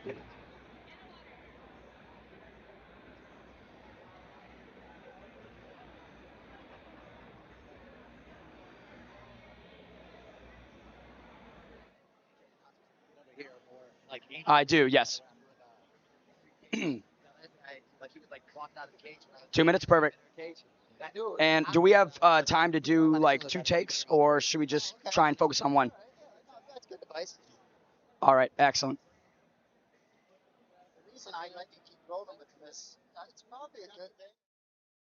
What's up? Oh, I mean, do you want to toss Anthony Pettis in here to the open, or?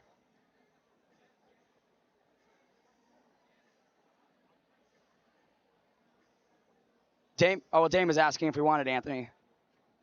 You don't need him. You don't need him. You guys gonna fly the amateur to Manchester or what? You gonna fly the amateur fighter to Manchester or what? Yeah, it's a bit too much. Copy that. Hey, gang, we're going to be going at 6:30 p.m. on Fight Pass. So we got an extra 30-minute window. We do have time to do a couple takes of this, so no pressure on that first one.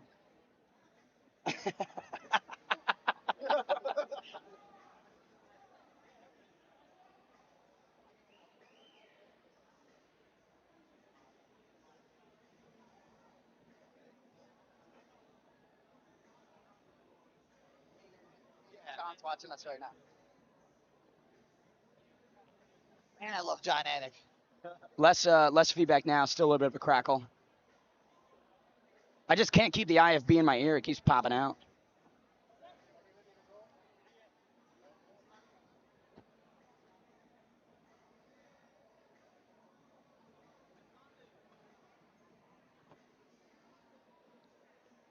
What was that? Copy.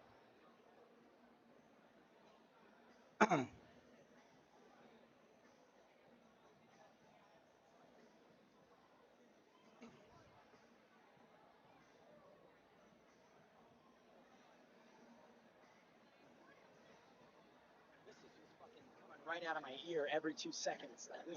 That's not ideal. It's a fucking dildo inside my cochlea. You know what I'm saying? No, I see that. That's not. Yeah. And out it goes.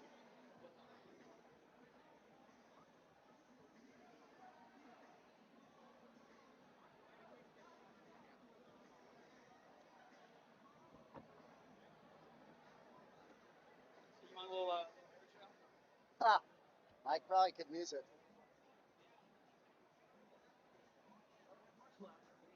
Can I take my jacket off?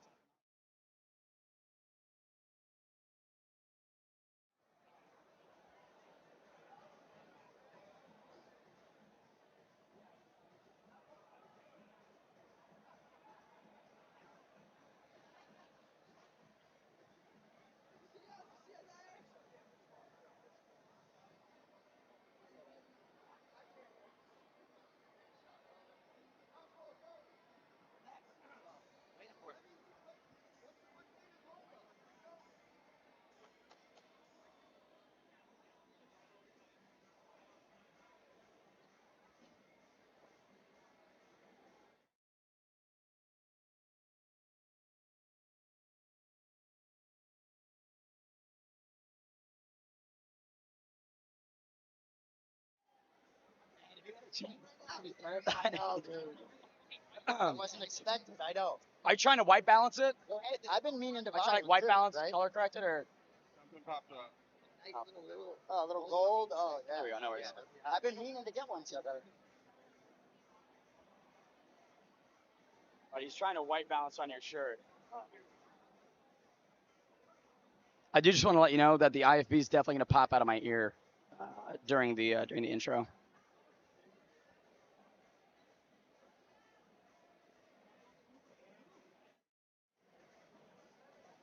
That is smart.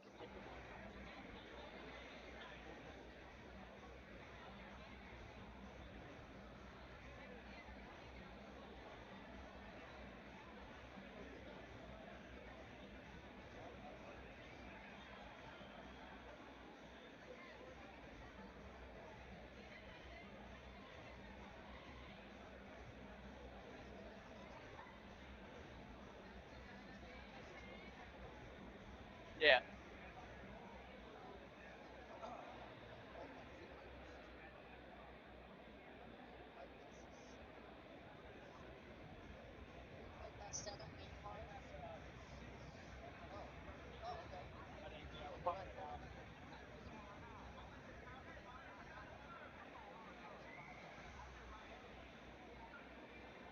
How long until we do first take? 1 minute? Yeah, we got 60 seconds. Oh, that looks good.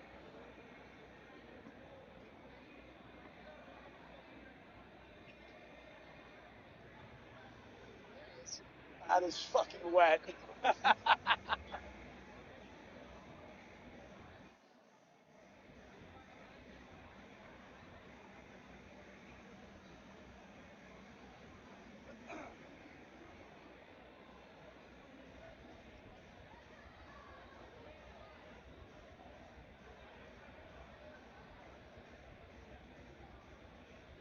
One more time.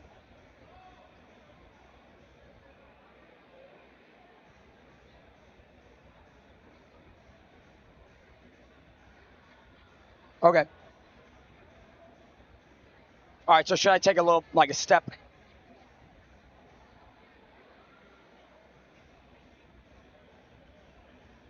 If you guys could take a half step left. Okay. And then when I bring you guys in, I'm going to come out and be like, join me in the broadcast booth. Number 3 ranked UFC welterweight Bilal Muhammad and Juicy Jason Anik. And come take a step in. Okay.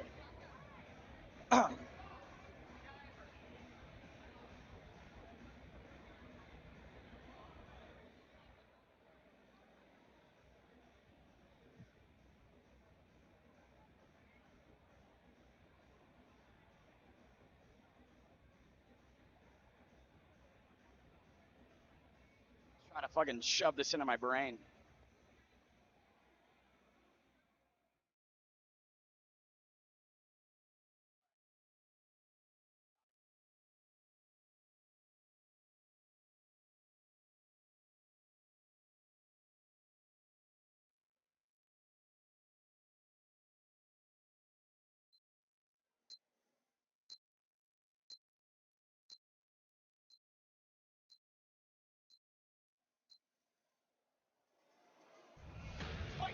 Welcome to humble Hammond, Indiana, home to near 78,000 Hoosiers. But tonight, 12 athletes enter the APFC cage with victory on the mind. There he is, the man of the hour, day, month, year. It's Anthony Showtime Pettis, showcasing that beautiful APFC belt ahead of our main event championship bout between two must-see middleweights, the well-seasoned, crafty Kevin Novacek and jiu-jitsu juggernaut Chris Crosby. High expectations in our marquee matchup, with the victor potentially making the leap to the next level.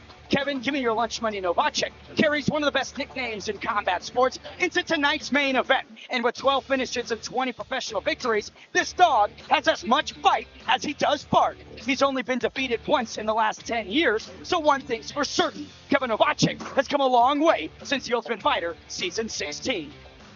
On the opposite side of the coin, Watson, Louisiana's Chris Crosby got into the mixed martial arts game late, but is wasting no time, riding a 7-fight win streak, all first-round finishes. It's the biggest moment of his combat sports career. At 37 years young, now is the time for Crosby to realize his combat sports potential, and he is an arm's length away from capturing one of the most coveted belts on the combat sports scene and a ticket to the big show. It's a don't blink or you'll miss it main event between Kevin Novacek and Chris Crosby. These guys have been circling each other for quite some time, and the grudge match goes down here before the night is done. All roads lead to chaos in our 6-fight main card in the historic Hammond Civic Center live on UFC Fight Pass. It's APFC Indiana. I'm Ben the Bane Davis. Super pumped to be here in Indiana. What a fun flight it was overnight. And this card has been delivering thus far. Joining me in the broadcast booth, it's the number 3 ranked UFC welterweight Bilal, remember the name, Muhammad, and the commentary debut of Juicy Jason Anik. Gentlemen, what a fun card that we've had so far. Man, these boys came to fight today. Indiana, it's hot over here and it's hot in the cage. These guys are throwing down. Definitely some sweat. Jason Anik, how are we feeling? Oh, feeling great. Finishes all night. I can't get enough. APFC 7 already on fire. Now, when we talk about this main event, truly a clash of styles, Bilal Muhammad, Kevin Novacek has seen everything under the sun. He's an OG of the Midwest fight game right now. I've known him for over 10 years. He's always had his ups, and then he had some downs. After a long layoff, he came back last year. Dominant finish. I'm excited for Kevin because, like I said, he's never had that moment, that spotlight that APFC is getting him. That spotlight where everybody could see how good he really is. And I think tonight he's going to go out there. He's going to put on a great performance. He knows a win here, getting this 185-pound belt, will get the eyes on him that he needs to be seen. Simply one of the best nicknames as well. Give me your lunch money. Hard to get better. On the opposite side, Jason Anik, Chris Crosby, the jiu-jitsu ace, has been stopping everybody in the first round. Dude, 7 straight first-round finishes, all since 2022. But he knows he's got a different matchup tonight in Novacek, so it's going to be interesting to see how it plays out. Crosby got a lot of experience, but we'll see if it gets into round 2, see if this guy can actually compete beyond that first round. Chris Crosby coming in here with a serious point to prove, his toughest task to date. In our co-main event, we've got a real fun matchup between Motaz Askar and James Pfeiffer. Similarly, real good clash of styles, Bilal. Yeah, I really like this matchup a lot. Motaz Askar, I've seen him. I've been in the gym with him. He's very good everywhere, and he's got to get a tough fight against Pfeiffer. This is a real test for him. Pfeiffer yesterday at the fighter interviews, he was just calm, cool, and collected. I like his attitude. I like his fighting style. He's just a tough test for any of these guys. I think him and Motaz, the class of grappling, the class of striking, will be a huge, great main event. Izzo really in the spotlight of his career, Jason Anik. This is a kid who can make some serious things happen. No question, 25 years old, and Pfeiffer 10 years older. Pfeiffer says, I promise you I'm not like the others. So it's interesting, though. Pfeiffer's won 5 straight, all by decision. Oscar seemed to want to get these boys out of there, though. Let's take a look at the rest of our 6-fight main card live on UFC Fight Pass again. We talked about that main and co-main, but below, there are simply some bangers that you just can't miss. Yeah, I've seen some exciting guys yesterday, and there were some very tough face-offs too, man. I'm excited to see Emmanuel Pugh against his opponent. Both those guys got in each other's faces. Pugh, known for his street fighting abilities, and he said, I'm not only a street fighter, so I'm going to show you guys what I can do in the cage. I also got a couple other teammates in this card from Valley Coast Striking. Jose Saldana, a very good wrestler. Also finding out that he has a Taekwondo black belt that he wants to put to use today. And then a couple of debuts that I'm interested to see. Mo Mali, another tough wrestler from Chicago that a lot of guys know. He's going to have a huge fan base over here that's going to be loud for him. So I'm interested to see his pro debut over here. It's been a while, he said, but now he said he's ready for it and excited for it. Running the bats from the top again, that main event, Kevin Novacek and Chris Crosby for the middleweight championship. Our co-main again, Motaz Askar takes on James the Merc Pfeiffer. Descending downwards, you've got Chris El Dirty Sanchez and Muhammad Mali at 145 pounds. Each guy making the debut. That's going to be a fun one. We take the flyweight between Jose Ignacio Salgado and Asher Shack and Rock Frederick. The action continues at 135 between Jeremy JSJ Strobel Jr. and Cade Herod. The killer has a big audience here. It's time to show out. Before that, you've got some 145-pound action between Emmanuel Menman Warrior Pugh and Brandon Moran. Highly touted. It's certainly going to be a fun one, and one that you don't want to miss. We take it to the tail of the tape for our first fight of the night from Chicago, Illinois. Emmanuel the Menman Warrior Pugh, 0-3. Brandon Moran, 2-0, riding a great streak coming in here. He will be 4 years older than Emmanuel Pugh, but Pugh, 2 inches of height, and coming in at 146.5. Moran at 147.2. We set it inside to veteran ring announcer Michael Hansen to get our first fight of the night underway.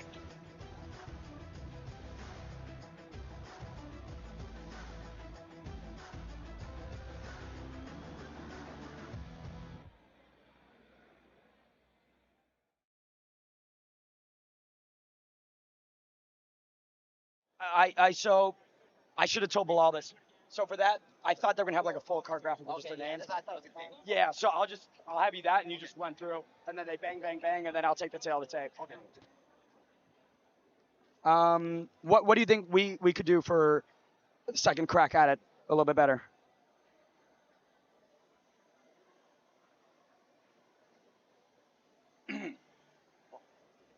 still recording us live. What? It's still going live on like YouTube. Oh. My brother was like, John Wick, he's like, you guys are hot. Be careful. You're the producer, director, you're the man. One more time.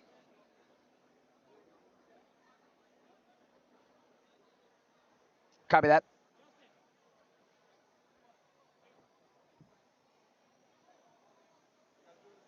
Yeah, one more time. That was actually the thing about it. Want water? I need like a spray it on my head. Just dump it right on. Just put it in your mouth and go. Thirsty? Thank you, man. We're doing it.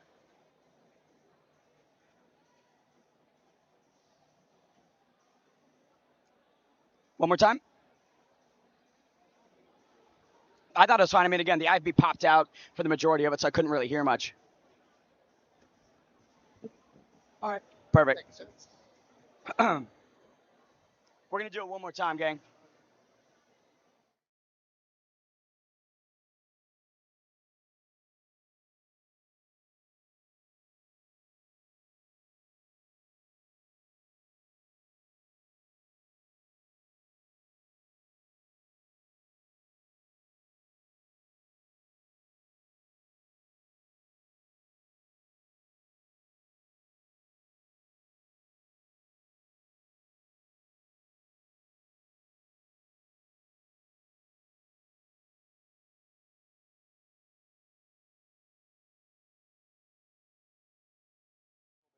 You sure? Yeah. IVF, so I'm not Next time I hearing will go you, get you another one. Nah, we're all good. Thank you, brother.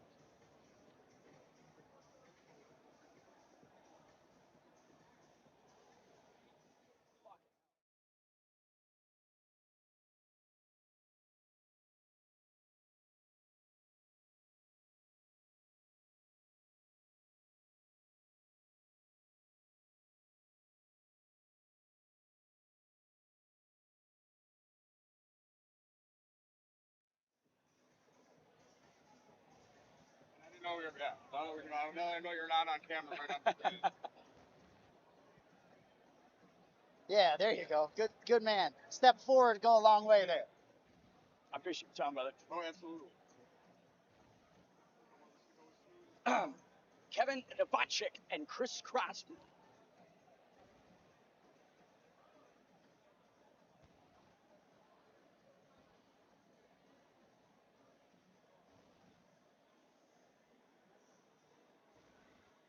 Take a wrench at like one fan. I know, dude. Yeah, a Mr. You're something. So send somebody to Ace on it. And I'd probably be sweating in AC a little bit. So. Right, yeah. We're burning calories. Yeah, cutting weight, Cutting baby. weight.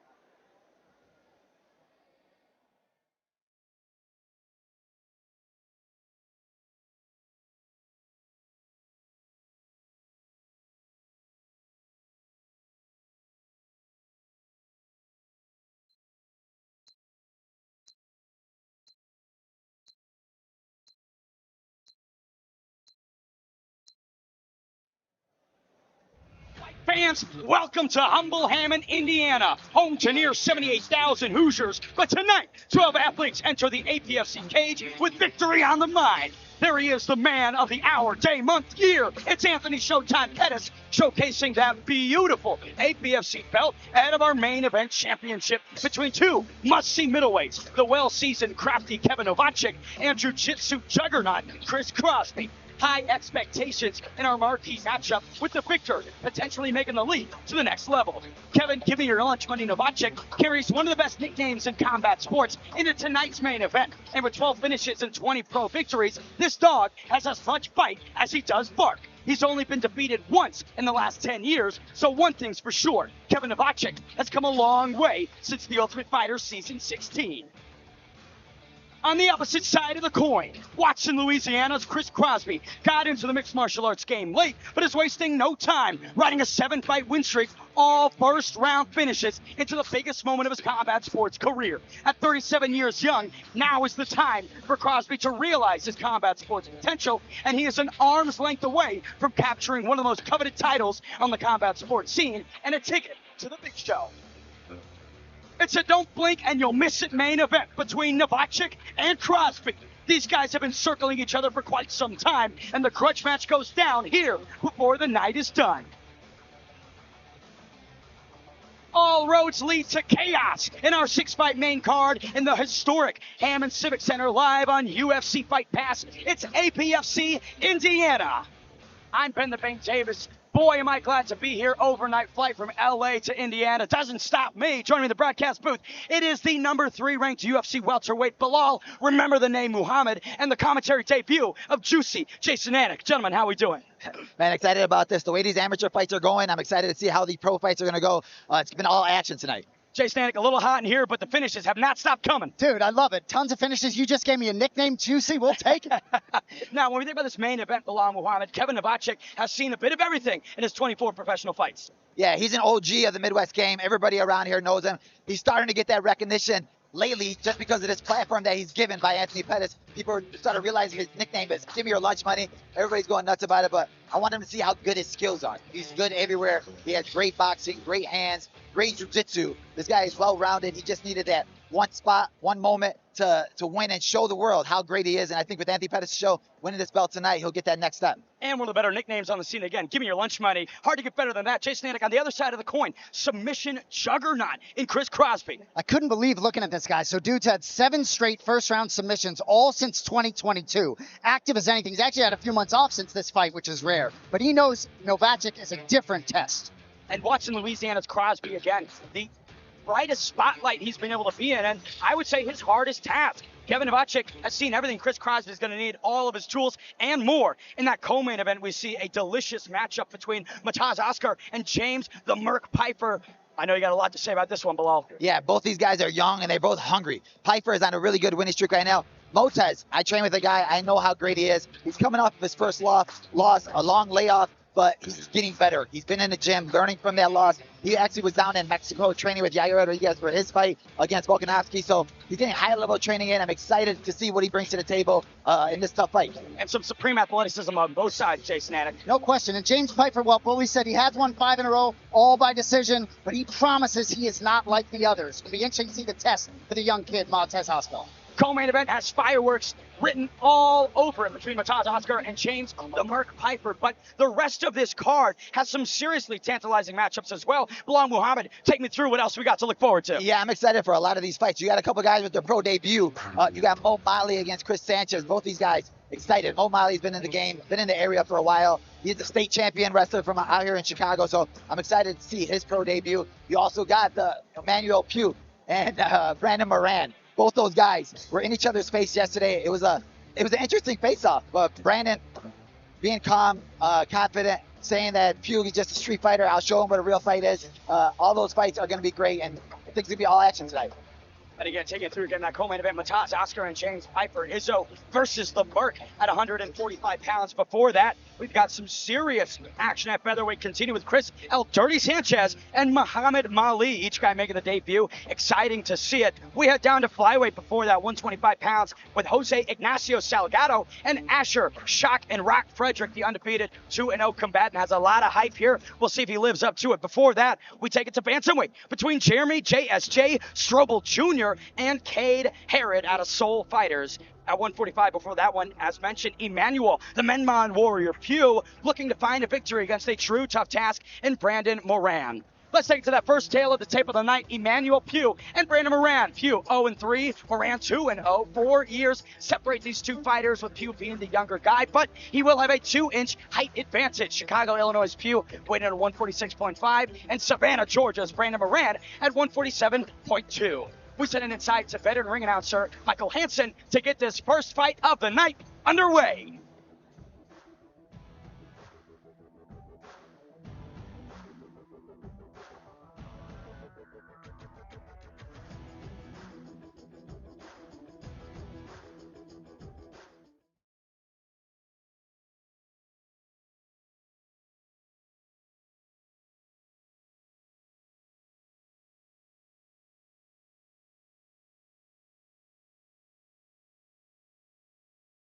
To humble Hammond, Indiana, home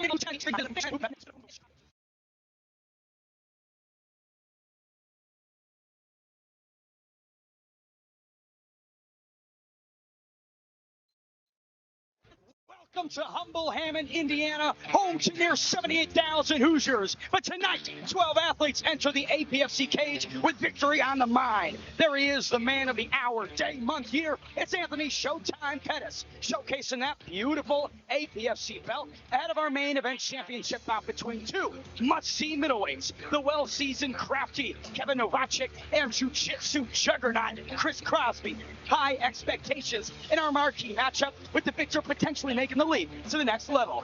Kevin, give me your lunch money. Novacek carries one of the best nicknames in combat sports into tonight's main event. And with 12 finishes and 20 professional victories, this dog has as much fight as he does fart.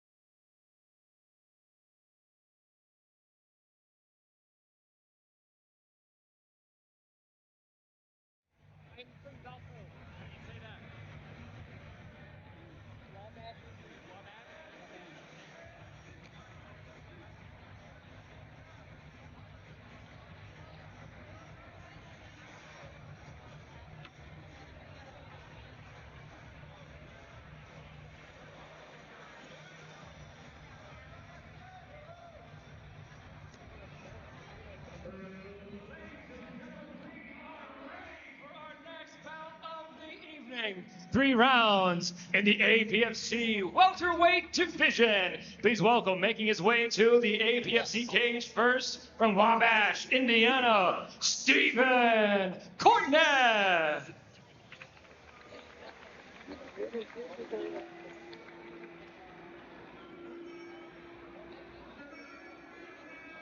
Steve Cornett rides in here with a lot of confidence, holding a 4-1 record overall out of Journey Brazilian Jiu-Jitsu. This welterweight knows how to get it done on the ground, but he's evidenced some real well-rounded game plans, Jason. Dude, and this guy's sharp, man. We had a good time talking to him. He's won 2 straight, the number 9th ranked Indiana welterweight dude, Brazilian Jiu-Jitsu blue belt, but just really good head on his shoulders, Steve.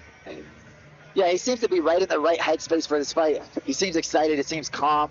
I like guys with that type of mindset. He said, I'm ready for this. I think I could make it to the UFC soon. So when younger guys are talking about UFC already, I'm excited for that type of attitude. You know, and he said this yesterday. Every fight he's been in, he's lost and then he's won. And it was fascinating to hear him say it. He says his natural instinct is to win. I think he's got a real bright future. Especially when he acknowledges the adversity in those moments and overcoming it time and time again. Coming in here with a 2-fight win streak, both submissions. He is the current super welterweight Compass Fight Series champion. Fought for the welterweight title in that promotion, came up short, but he is wearing the hardware on the regional scene, and it's hard to bet against a guy like that. Yeah, and a guy that figures it out, right? He said, the last fight I got punched in the face and I was falling, and I just figured out a way to get out of the first round, and then I looked at my opponent. He looked tired, and I was like, oh, now's my time to go at him. I hit him to the body, and I saw him folding and breaking, and I knew it was time to finish him. So got a younger fighter with that killer instinct. It's exciting to see. Kill or be killed in our first fight of the night here, live on UFC Fight Pass. It's the debut of Steve Cornett. His way to the APFC cage from Mantello, Illinois, Matt Ryan.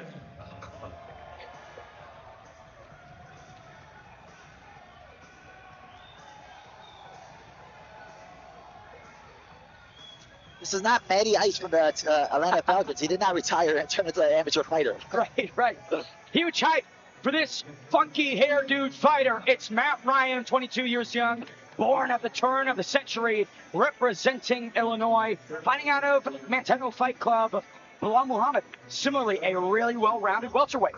Yeah, I'm excited for this guy. You know, he said, I don't got a nickname yet. I'll wait for it to come. It's going to come. Don't call me Matty Ice. I'm not him. But I want to make my own name for myself in the MMA world. So he's a bigger guy. He looks good. He got a good head on his shoulders. He has Nick Spacek in the corner, who's a black belt from Chicago that I train with out in Chicago. So I'm excited to see where his grappling is and how good he is. 3 first-round finishes to his name. I'm sure he's coming in here, Jason, with some steam. What's interesting, and his focus is not those 3 first-round finishes, but the most recent fight back in November, which was a loss. He said he couldn't stay up. He was dominated on the ground. He assured us he has fixed that. I had some things in my notes say this dude has to keep the fight upright, but he thinks his skill set has greatly improved since November. And that setback in 2022 was for the Ignite Fate welterweight title against Jerry Areola, who was 6-0. So no real shame in losing to guys of that caliber. It just proves that Matt Ryan is able to dance with the best, Bilal. Yeah, you want to fight the tougher guys before you get to the pro level, right? Because the amateur record gets erased once you turn pro. So I want to have all these tough fights. I want to be put through the ringer and face adversity and learn from that adversity every single time I fight. We start the night at 170. We send it inside to veteran ring announcer Michael Hansen to get us going.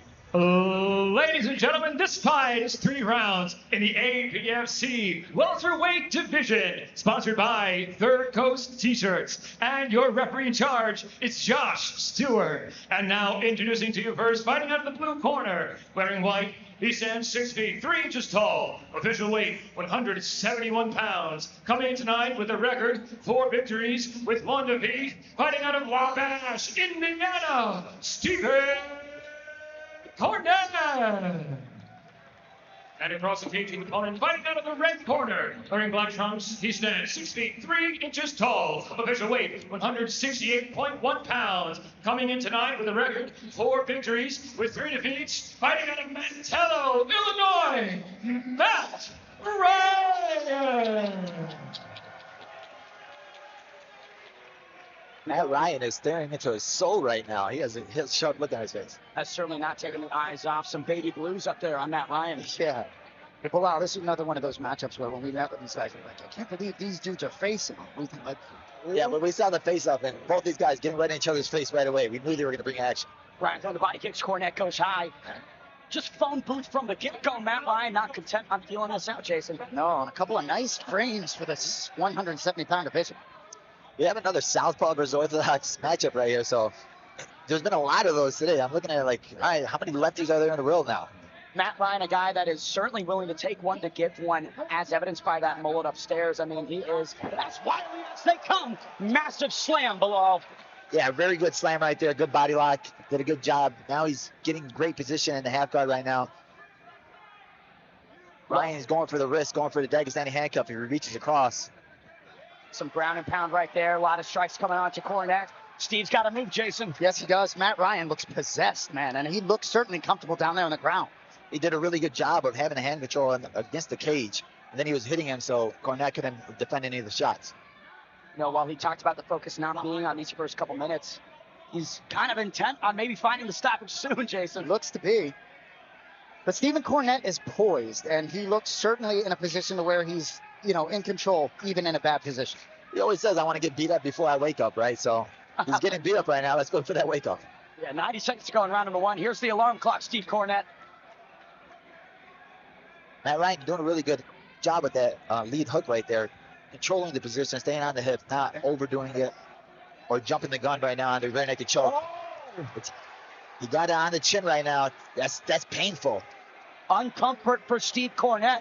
Matt Ryan maybe not squeezing as much as he can, but a bad position, Jason. 100%. Tough to see how deep it's in. Tough to see how compromised Cornette is. His face against the fence. Looks more on the face than underneath. Yeah, but that really hurts right there. That's one of those that Cornette's really toughening out right now because you could break your jaw right there if it's a tight squeeze. Oh, Ryan, Steve Cornette in a world of pain. He is grimacing below. Yeah, Matt Ryan's doing a very good job at trying to adjust his hands, trying to get the gable grip right there. Now he knows that he doesn't got it, so he's trying to change it up to an arm triangle right here. Let's see if he can get on top. Beautiful defense by Cornette, but full mount right there from Ryan. 38 seconds to go. Jason Anik, he's unloading. Dude, I tell you, this kid, he didn't want to talk about anything else other than mixed martial arts. It's just so clear to see a bright future. And talking about that loss, I believed it when he said he fixed his game. can Steve Cornette do to find some success here in the final moments of round one below? Cornette needs to stop letting him grab his hands and take control of his hands. Right now, we call this right here a gift wrap because you're leaving your space open and you're letting him hold your wrist. You're not able to post up and get up. He needs to put it back into the cage. He's doing a good job of staying calm because a lot of younger guys in that position would give up a choke or look for a way out. You can tell he's tough because the bad choke on the chin right there, he didn't have no give up on at all. What a mauling first round from the mullet-wearing Matt Ryan. Jason Anik, unbelievably impressive start. Certainly was, but I think certainly a lot of energy expended by both guys in that first round. So certainly Ryan seemed to give up on those cranks when he wasn't, when they weren't happening. But going to be interesting to see how much they have left. Bilal Muhammad takes through some of the replays from round number one. Yeah, Matt Ryan did a really good job of positioning him against the fence. Now he went with this rear naked choke.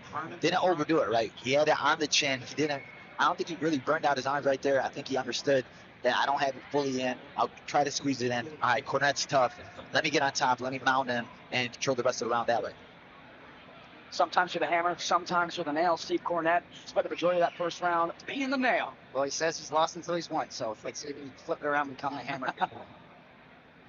Clash of hairstyles here. You can see the frizz going on for Steve Cornette ahead of round number two. This fight is brought to you by Third Coast T-shirts. You need a T-shirt, better make a Third Coast one. Not First Coast, not Second, Third Coast.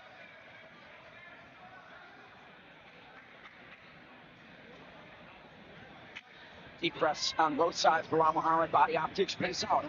Yeah, Matt Ryan came out right back into his face again. I think he's going to try to take it back to the ground. He had success there. And if I'm his coaches, I'm telling him, let's take him right back there and get to finish.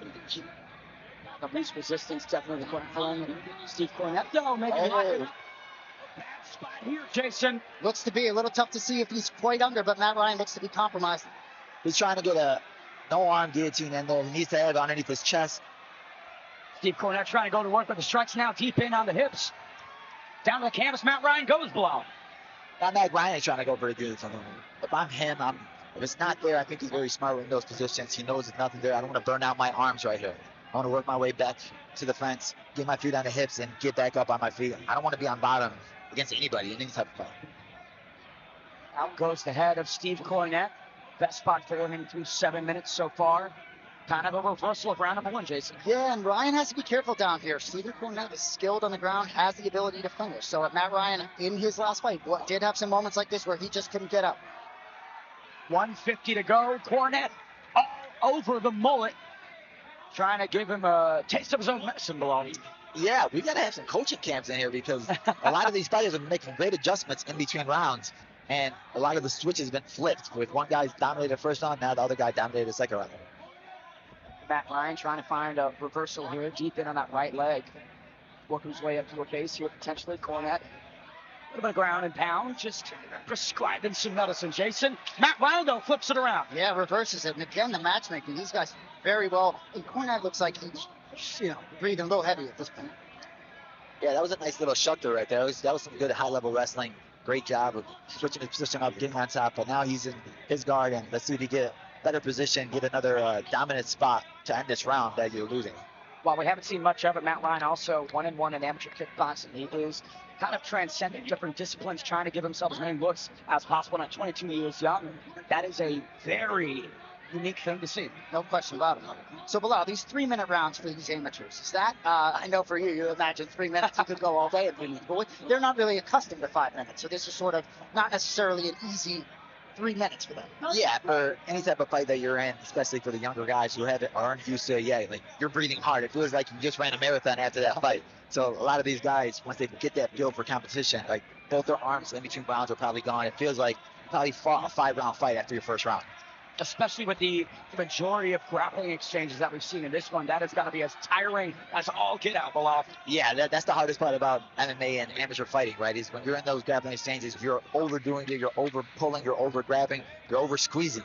And when you get back to start throwing punches again, you're like, what? Did I just like lift 100, 300 pounds? I'm like, oh, what the hell, a chest day? I'm like, no, bro, I went for a single weight. Matt Ryan ends round two on top. Steve Cornette, though, early success, however, not sustained. Jason Anik, your thoughts on that second frame? Close round there. Matt Ryan, to me, just still continues to look possessed to me. Steve Cornette had some more moments in that round, but he's really going to have to flip the switch here to get the decision.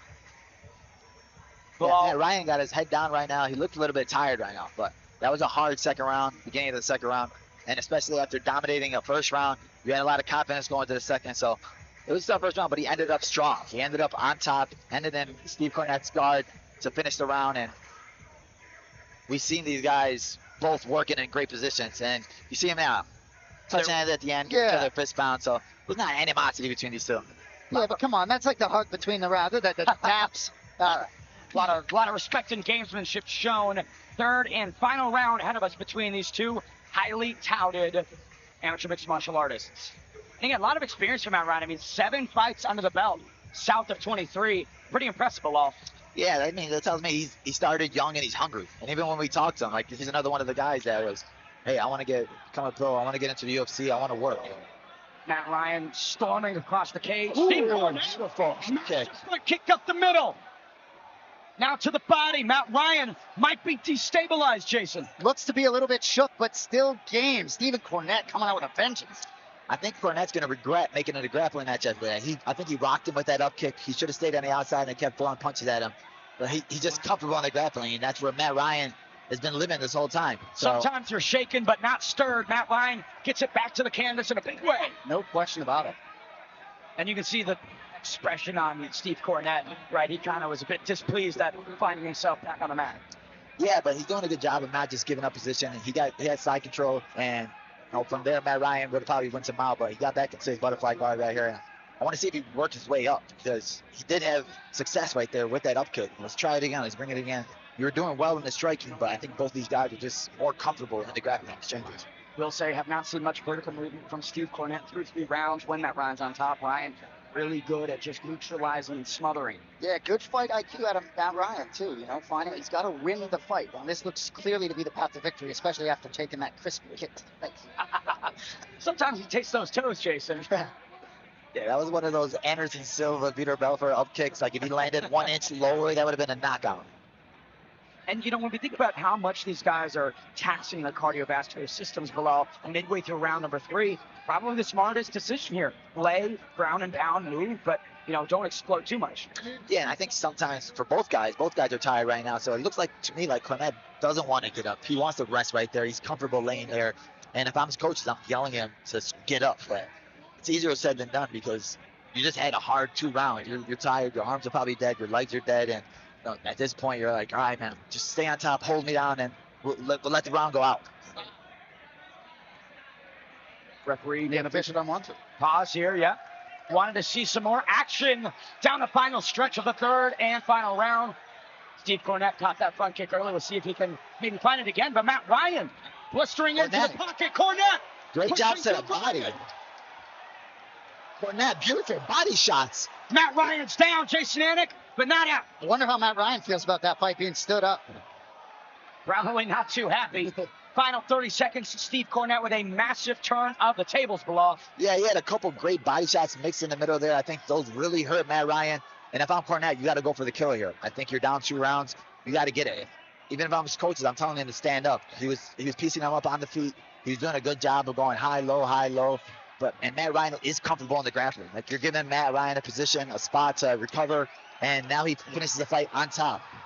Matt Ryan certainly got that dog in him, but super slam from Steve Cornette to close out 3 rounds at 170 pounds. Matt Ryan and Steve Cornette left a lot in that cage, Jason. Dude, exclamation point on the end of that round for Stephen Cornette. I tell you, these guys would have beaten a lot of lesser fighters tonight, both of them. That was a great matchup. I think both should be proud of themselves.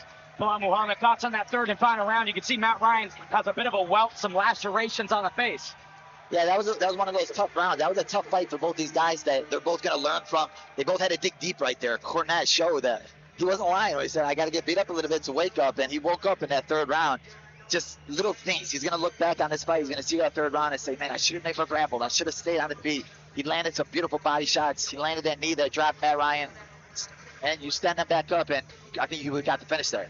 We take a look at the end of the round highlights here. Steve Cornette really making some action happen, Jason. No question about it.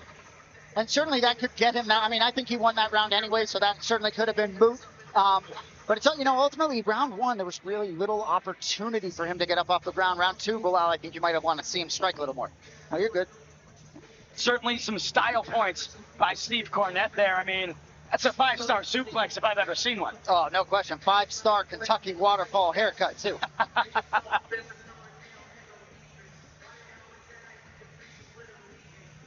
I gotta say, our special guest in the building, Cardio Cain Velasquez, ringside, maybe giving these fighters some extra motivation. Oh, no question about it. We got Anthony Pettis, Cain Velasquez, Bilal Muhammad. We got some talent in the building tonight. We send it inside to veteran ring announcer Michael Hansen to find out the winner between Matt Ryan and Steve Cornette. Ladies and gentlemen, after 3 rounds of action, we go to the scorecards for decision. And all 3 is 28. This fight is a unanimous. Had some difficulties, but I believe we've got a majority draw on our hands. Very even. Come on, guys, let's give it up for both these warriors right here. They left it all out there. No win.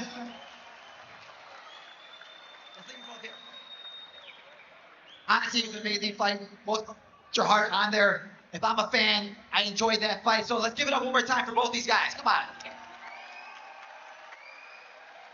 Man, you had a dominant first round. After that first round, he always says, I need to get beat up to wake up. You woke him up. It was a tough third round. How did that body shot feel? Did that really hurt? Ooh, that body shot felt rough. It did. You toughen through it, man. You got a lot of heart. You're going to get better. You're going to grow from this. When you fight a tough guy like Matt Cornell, you were lying yesterday when you said, I got to get beat up to wake up, huh? Absolutely. Both these guys, let's give it up one more time for both these guys. They're dead. They're tired. Let's wake them up. Great energy, both these guys. I mean, a great test for both individuals. Bilal Muhammad crushing it on the post-fight mic. And a majority draw. Interesting scorecards. Kind of feel like maybe not the decision many would have gone with, but at the end of the day, I think both guys did enough to win in there. So walking away with that -1 at the end is what it is. I hear you. I'm almost pleased with the result, if you want to know the truth. It's hard for me not to. I'd have to watch it back to see how Ryan didn't come out of that victorious, but happy for both guys. They're certainly both going to get another opportunity, and I'd love to see them face each other down the road. Bilal, let's take to some highlights from that welterweight affair between Matt Ryan and Steve Cornette. Yeah, that was definitely my fight of the night so far. A dominant first round by Matt Ryan. He almost had that rear naked choke in. It was on the jaw. Cornell was very smart with it. That up kick right there. It landed perfectly. I think if he would have just kept his distance, kept the striking going, he may have caught the finish right there at the end of the second. Third round, those body shots right there, he snuck them in perfectly. I think Cornette did a very good job of mixing up his striking, going high, going low, then ended the fight with a beautiful slam. But I think both those guys, young amateur guys, left it all in there. And if I'm a coach, if I'm a fan, that's all I want to see, right? I want to see them leaving it in there. Nothing left for me. Even when I went in there to talk to them, I was like, you know, neither one of these guys could breathe right now. You know what? Let's get the crowd to wake up. I know the crowd wasn't happy with the decision, but you got to cheer for both those guys. Give them both a standing ovation. And high ceilings moving forward. We progress onwards to the tail of tape for our next fight of the night, staying in the welterweight division between Victor Aguirre and Gavin Vervelde. Aguirre at 3-0, Vervelde at 2-1. 5 years separate these two gentlemen, with Victor being the elder, but he will have a slight height disadvantage. Vervelde 6 foot even, and Victor Aguirre at 5'9". Montgomery's Aguirre weighed in at 145.8, and Sheboygan, Wisconsin's Vervelde at 146.8. We send it inside to veteran ring announcer Michael Hansen to bring these next gladiators into the cage. Ladies and gentlemen, we are ready for our next bout of the evening. 3 rounds in the APFC featherweight division. At this time, please welcome, making his way to the APFC cage first, from Sheboygan, Wisconsin, Gavin the Reverend Vervelde. Gotta say, I'm a big fan of Sheboygan, Wisconsin. Unsure how many combat sports icons they produced, but here he is, Gavin Vervelde, with an opportunity to put some stamps on the regional scene, representing gentlemen mixed martial arts, holding a record of 2-1. He's having some success early, Jason Anik. Maybe that'll continue tonight. Yeah, well, so he used to live in Alaska, but wanted to be a pro boxer, and it helped him stay out of trouble, really. So he has a pretty good, solid career for the 20-year-old. So it's interesting enough, the last 2 fights, both against the same guy, kickboxing and then MMA, Caleb Posey, unanimous decision twice. Going to be interested to see him, though. You know, it's been, you know, he fought back in May and February, both against the same dude. Going to be a new test for Gavin tonight. riding a 3-fight win streak as well coming into this. And like you mentioned, 2023 has been the year of this individual. It will be his 3rd combat sports outing. I'm sure he's probably going to notch another one by the time it's all said and done this year. Bilal Muhammad, your thoughts on Sheboygan's Gavin Vervelde? Yeah, he was another one of those young guys with a great mentality, a strong mentality, and to see him on a three-fight winning streak right now, to have Nate Gentleman in his corner from the Rufus Fort Gym. I know he goes down there, gets working with those guys as well. He's in the right spot, right? Nate Gentleman was just on the Ultimate Fighter. He's been a veteran of the game for a while, so he's learning from the right minds. Rufus Fort undefeated tonight with Luis Guevara earning a win on the prelims. Maybe that will continue to 2-0. Here he is in his debut for APFC, Gavin Vervelde. How about that nickname too, the Reverend? You know, it really, the takeaway for me in a lot of these fighter meetings, the mental capacity of some of these dudes, they seem ready. They seem ready. Poised is Sheboygan's Vervelde with his toughest test to date. And now making his way to the cage from Montgomery, Illinois, Victor, the Constrictor of Gary. Oh, HBK. Well, heartbreak kid for the undefeated 8th-ranked amateur featherweight inside Indiana. This will be his 3rd appearance at APFC, and he has been nothing but exceptional. 2 first-round stoppages, both submissions, and no lack of confidence for this kid, Jason. Well, you know, he said, if you're going to watch one fight, this is the one to watch, you know? But this guy said he used to weigh 230 pounds. Like, that's nuts to me. Coached by his older brother Nick Gary, Sonny Ross, Bilal Muhammad, he says the foundational style is grappling. He's certainly lived up to it. Yeah, he's another guy that I train with at Valley Full Striking. His brother Nick Gary is another veteran of APFC who got into the UFC on the Contender Series. Both these guys are young guys. They love grappling. They love working. He has a brother in his corner, and I think this kid got a really bright future. His grappling level is really good. Now I think his striking is starting to match from working at the gym and working with him. I'm excited to see his fight here at APFC. And he hasn't even fought tonight, and he's scheduled to fight David Carroll in the Art of Scrap 7 on October 7th. He didn't seem to be too concerned about how this one was going to go. So he's allergic to inactivity, and again, feels like this will be another first-round submission finish. But maybe, Bilal, there are some downsides to that. I mean, overconfidence has spelled defeat for a lot of people. Yeah, sometimes you look through somebody, you look past somebody, that's when you get a wake-up call. I think that he has a tough test in front of him, and you never want to overbook yourself or overdo yourself or ever look down on anybody. When I'm ever out fighting, I'm looking at my opponent like they're RoboCop, like they're the best guy I'm ever going to fight. And I think that him being young, him being confident, undefeated, that confidence level is going to show tonight. And you know, sometimes you got to go through the trenches to really get a wake-up call. We'll see if Victor the Constrictor Aguirre can tune up the band and make some sweet chin music happen potentially here in Hammond, Indiana. Known commodity on the ground, a well-rounded arsenal. Aguirre poised for perfection. Welcome back to APFC. Ladies and gentlemen, this fight is 3 rounds in the APFC featherweight division, sponsored by FightsFinder.com. Launching September 3rd, FightsFinder.com helps you find opponents and fill bouts fast. Get 3 months free when you join. And your referee in charge is Rob Hines. And now introducing first, fighting out of the blue corner, wearing black, he stands 6 feet tall, official weight 146.8 pounds. Coming tonight with 2 victories and 1 defeat from Sheboygan, Wisconsin, Gavin, the Reverend Vervelde. And across the cage, his opponent, fighting out of the red corner, wearing black, he stands 5 feet 9 inches tall, official weight 145.8 pounds. Coming in tonight, undefeated 3-0 from Montgomery, Illinois, Victor, the Constrictor Aguirre. Rob Hine getting this assignment here. Victor Aguirre just soaking up the love here from Hammond, Indiana. But Gavin Vervelde is seemingly confident and cool and collected. Gotta say, Sheboygan, maybe serves up Chicken Joe, also from Sheboygan. Aguirre circling in the center like that stance switch, Bilal.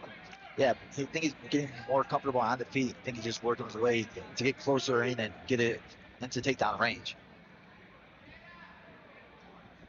Aguirre, beautiful kick upstairs. Vervelde dancing on the outside, showing some looks, some feints, Jason. Yeah, patience by both guys feeling each other out. Sometimes in a 3-minute round, though, that big out pass is going to be a lot quicker. But a lot of these younger guys will start learning to get better with that. Once they get going, then you'll start turning left. The constrictor finding, waiting. There it is. Entry. Down goes for Feldy. Bad news early. 2 minutes from Rich to worry. That's a lot of time on the clock for Long. Yeah, that was a really good entrance, really fast entrance, and he pulled him off the fence right away. He's done a very good job of not letting him get back to the fence. He's in half guard right now. I think Gavin just needs to be patient. He's doing a good job of not letting him get his arm triangle underneath that, his head underneath that arm for an arm triangle. But Victor's doing a better job of working underneath her now, so let's see if we can get his hand locked. Starts going toward that more. But constant pressure as well. I mean, not a lot of space that Aguirre's given him. Yeah, you want to make him uncomfortable, and I think right now Gavin is very uncomfortable. For Victor, this is his world. He loves the grappling world. He loves to be in there. This is his playground. So I think that for a guy like Gavin, he just needs to be very patient here, work his back to the cage, feet on the hips, and not get overzealous and give up your neck or anything like that. Sounds like you're in the corner, taking your advice, breathing just out of his nose. Bison. Yeah, for a younger guy, this guy looks very composed in there right now in a bad spot. That's certainly a Sheboygan trademark. You know, one of the big things we know from those Wisconsin natives. 60 seconds on the clock here. Captain Feldy largely neutralizing the success, but Aguirre running away with the minutes below him. Yeah, Aguirre's doing a very good job of keeping him uncomfortable, putting his head underneath the chin. I think Aguirre needs to show a little bit more ground and pound. You've seen the refs stand you up, right? So you don't want to lose this position that you work so hard to get. And you want to be in here, so you got to work from here. Now trying to get that right hand working, surfing over to the side is Aguirre. Jason Anik, not a lot of time on the clock, but he's getting more active. No, and you know, Aguirre told us he's not a natural athlete. He's had to work for everything, and you can see that in this first round. Good job here getting inside control again. Let's see if Gavin uses that cage to kick off. Victor did a good job of pulling him off the cage again. Smart grappling from Victor. A lot of pressure with that shoulder as well. You know, trying something in the closing moments of round number one, but Aguirre just all over him. Yeah, those last moments, 10 seconds, that's when you want to, all right, let me try to explode now. There's no more time left.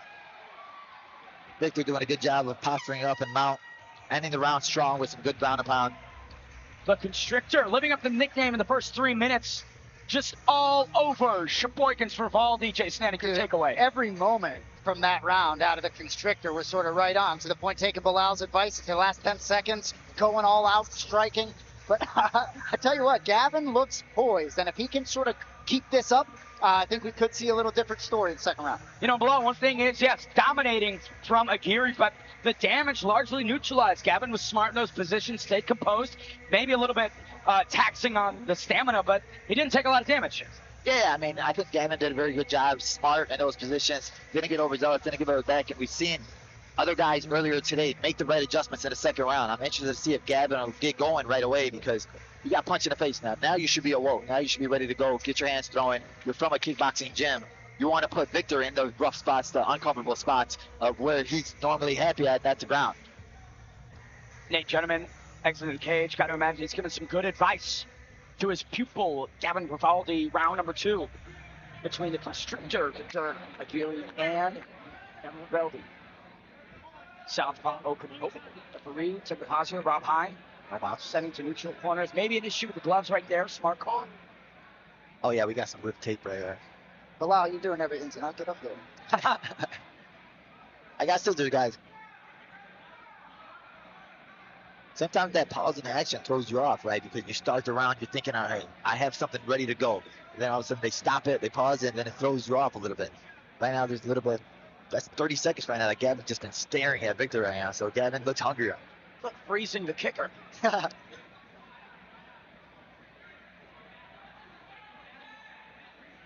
That clock didn't stop, though, there. Have to see if the boys can run that time back. Aguirre taking the center for Frivaldi on the outside. Partially blocks that head kick. Aguirre, this one right there to the body. I like how he's going upstairs with those kicks, Bilal. Yeah, he's doing a good job of using those kicks. I think being southpaw against orthodox, you want to use your back leg more. Because Gavin's walking right into that a little bit right now. I think Aguirre still doesn't understand his range yet with his kicks. He's just trying to throw feelers out there to get inside to be able to hold him. There he is. No respect really shown from Aguirre Was comfortable everywhere, Jason. Yeah, he's certainly confident everywhere. He didn't mind exchanging strikes for a second there to get it where he needs to, and now he will hang out where he wants to. 9 seconds on the clock in round at number 2. Again, these fights are brought to you by FightFinder.com. Find some opponents and some delicious matchups on FightFinder.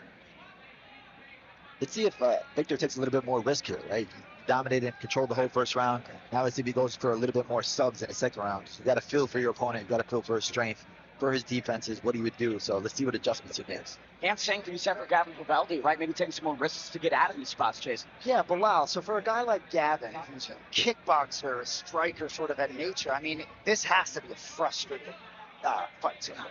Yeah, but I think he knew that he was going to go against a grappler, right? And you want to have those tests on as an amateur. You want to feel that your first wrestler, you want to feel your first wrestler at your pro debut when it actually counts. But he's doing a very good job of getting back to his guard, being smart right there. He's trying to get his back up to the cage. But Victor's right in front of his corner, and I'm sure his corner is telling him, pull him off the cage, past the guard. But it's a nice little chess match right here on the ground. I'm impressed by Vivaldi's ability to do the gain guard. Now we're trying to get back to the feet, but Gilly swings to the back. Worst position in the fight, 30 seconds to go. Not a lot of time on the clock, Bilal. Yeah, I mean, he calls himself the boa constrictor, right? This is the spot you want to be in. You want to have the full body triangle on him, and you have 20 seconds to work right here, so you got to start stepping down the gas.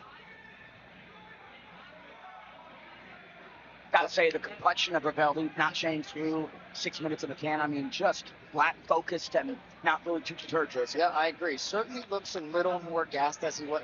Oh, that looks tight. Final couple moments of round 2. Can Aguirre find the submission? That's it. Round 2. The Constrictor is undefeated still. Perfect 100% finish rate inside APFC. A little bit of a weird timing on the clock. Felt like we were at the end of that round, but just didn't stop. Unfortunately, Sheboygan's Gavin Vivaldi did. You know, great show of sportsmanship there at the end, man. Victor couldn't get on Gavin fast enough to embrace him. Gavin looked so disappointed in that fight. Man. But Victor Aguirre, the real deal, man. Yeah, Victor said you gave him his spot. He's a boa constrictor for a reason. He got another finish here. That was for a young fighter to go for the finish stand late in the round. It shows you how good he's going to get. And how quick to get that tap as well. I mean, it was almost instantaneous from when the submission was applied to when Vivaldi unfortunately tapped out. Yeah, that was like some flawless execution right there. He had it on the chin, but he used his chest. He didn't use his arms to squeeze it, and he did a very good job of getting in the right position to breathe air into his chest and get that choke. Jay Stanek, we're going to take a quick look at that replay. Sheboygan's Vivaldi submitted at the final moments of round 2. Walk me through it. So he takes the back, was certainly a good position for him. And Gavin looked maybe like he didn't necessarily see it coming. The round was close to an end, but it looks like maybe that was why he was so angry at the end, because he really didn't expect sort of that to end in that 10 seconds. He did a very good job of getting his arm fully through the back. So Gavin was looking to grab that top hand, and it wasn't there. It was nowhere to be found, because Victor did a very good job of getting it tight right away. That lack of focus, maybe a lapse in judgment, ultimately spells defeat. The night belonging to Victor Aguirre. We send it inside to Michael Hansen to make that stoppage official. Ladies and gentlemen, our referee, Ralph Hines, called the stop to this contest at 2 minutes, 27 seconds of round number 2. For your winner by submission via rear naked choke, Victor, the Constrictor Aguirre. Now 4-0 with some serious finishing potential. We talked about the hype and how high the ceiling is. Jason, he's just living up to it. Yeah, so at this stage, right, 3-0 in APFC, you wonder what's next for the kid. You know, a lot of talk about the big show. We'll see what happens. In those amateur ranks, maybe some regional titles, some hardware. Got to think of that age below, maybe a little too green to make a pro debut. A couple more amateur bouts under the belt. Well, he got his one ready booked for him in October, right? So yeah. He's already ready. He knew something that we didn't know before this fight, and something that Gavin didn't know. So I think maybe one more, then you want to get ready to the pro level. For a guy like him who's finishing these guys, he's not being in wars with these guys. I think it's time to take that next level step up. We take it to a couple highlights out 145 between Victor, the Constrictor Aguirre, and Sheboygan's Vivaldi. Bilal Muhammad had a bit of everything. Vivaldi stylistically just outgunned, outmatched. Yeah, I think Victor just did such a good job of closing that distance right away, right? Once he grabbed hold of you, he didn't let you rest. He didn't sit there, hold you on the fence. He took you down, passed his guard right away, dominated the first round, and then the second round, he's like, all right, I got a feel for you. I know what I'm going to do. I'm going to get to your back. And 10 seconds left. got the boa constrictor in and put him to sleep. We talked about the composure of Gavin Vivaldi, some clear frustration at the end of that fight. Oh, no question about it. You got to feel for these guys, man. There's a lot that goes into this and taking the right path. A lot of these guys seem to be very well set up on their path to becoming a pro. And these, these losses can really get in the way. It's certainly a speed bump for them tonight. Fights continue here. We head up to 185 pounds with Adrian Baby Ball Cardenas making the pro debut against Carl Jefferson.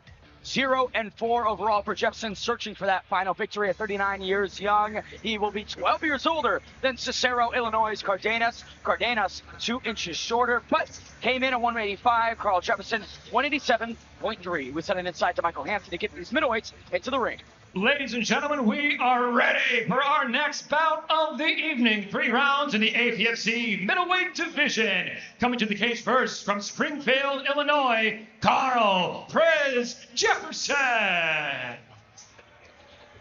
Carl Prez Jefferson, a professional since March of 2019. Again, winless in all bouts that he's had. This is a tall task for him, Jason. I mean, when you think about this, he's gone in there, never gotten the hand raised. It's tough to talk about. Certainly a tall task. He is a purple belt, Brazilian Jiu-Jitsu. It's funny. Carl Jefferson got a start in MMA, actually putting his kids in a karate class. Said the family package was the most advantageous, so he got into it, and that's sort of how he started. But I think his kids 19, 17, and 7, they're killers. But we had a good talk with this guy. I would like to see him get off the schneid here, but not going to be easy for the 39-year-old. Well, March 3rd, 1984 is when Carl Prez Jefferson was born. 39 years young, still rocking and rolling. Yeah, he was another fun guy to talk to, and looked like he had a hard weight cut, but seeing that tattoo on his back, he's a beast. That was a real funny tattoo. It's like, you got to live up to that now. Now it's going for it. You got to feel for it. He said, I think it's more so just doing it to get that one win and then be like, all right, at least I got a win. I'm happy with it. He got into it because of his kids. It's funny to hear a story like that, and martial arts is like changing, right? When you got a guy like that old in age, and he starts training, he starts learning and loving it, I love to see it. A lot of Shamrock FC experience, so he's used to the big stages. Carl Prez Jefferson making the APFC debut here tonight. And now coming to the cage from Cicero, Illinois, Adrian Baby Bull Cardenas.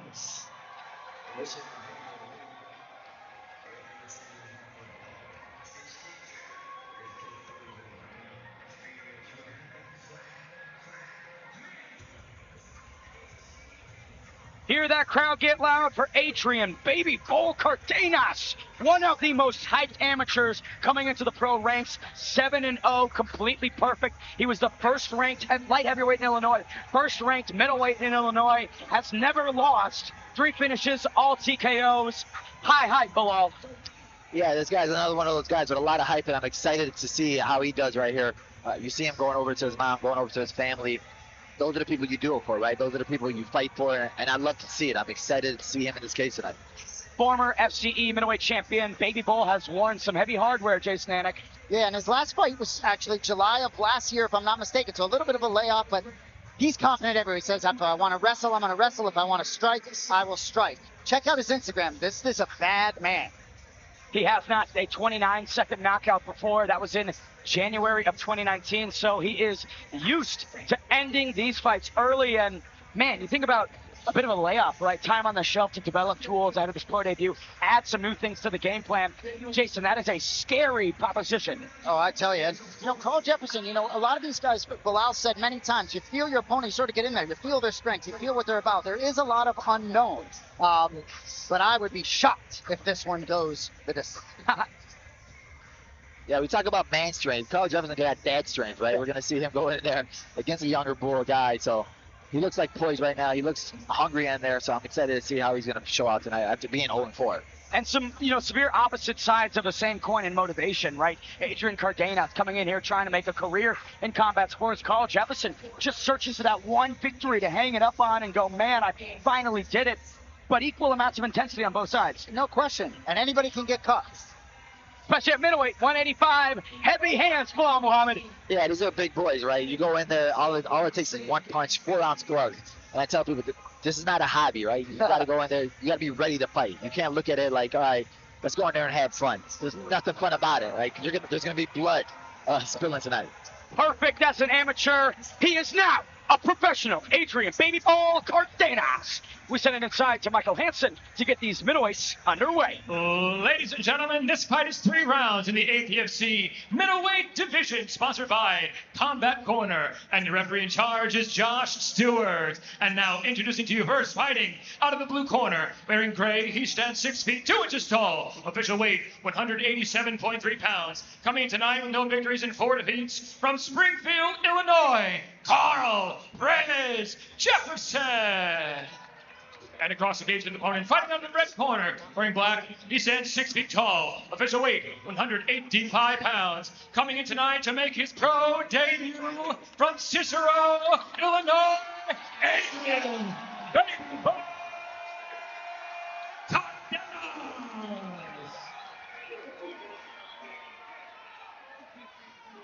Back in the house is Baby Bull Adrian Cardenas. No question about the fan base that this individual has amassed. His amateur debut was August of 2018. His pro debut here tonight at APFC Indiana. Law, I'm feeling some tension in the air. I don't know if this one's going to go all that long.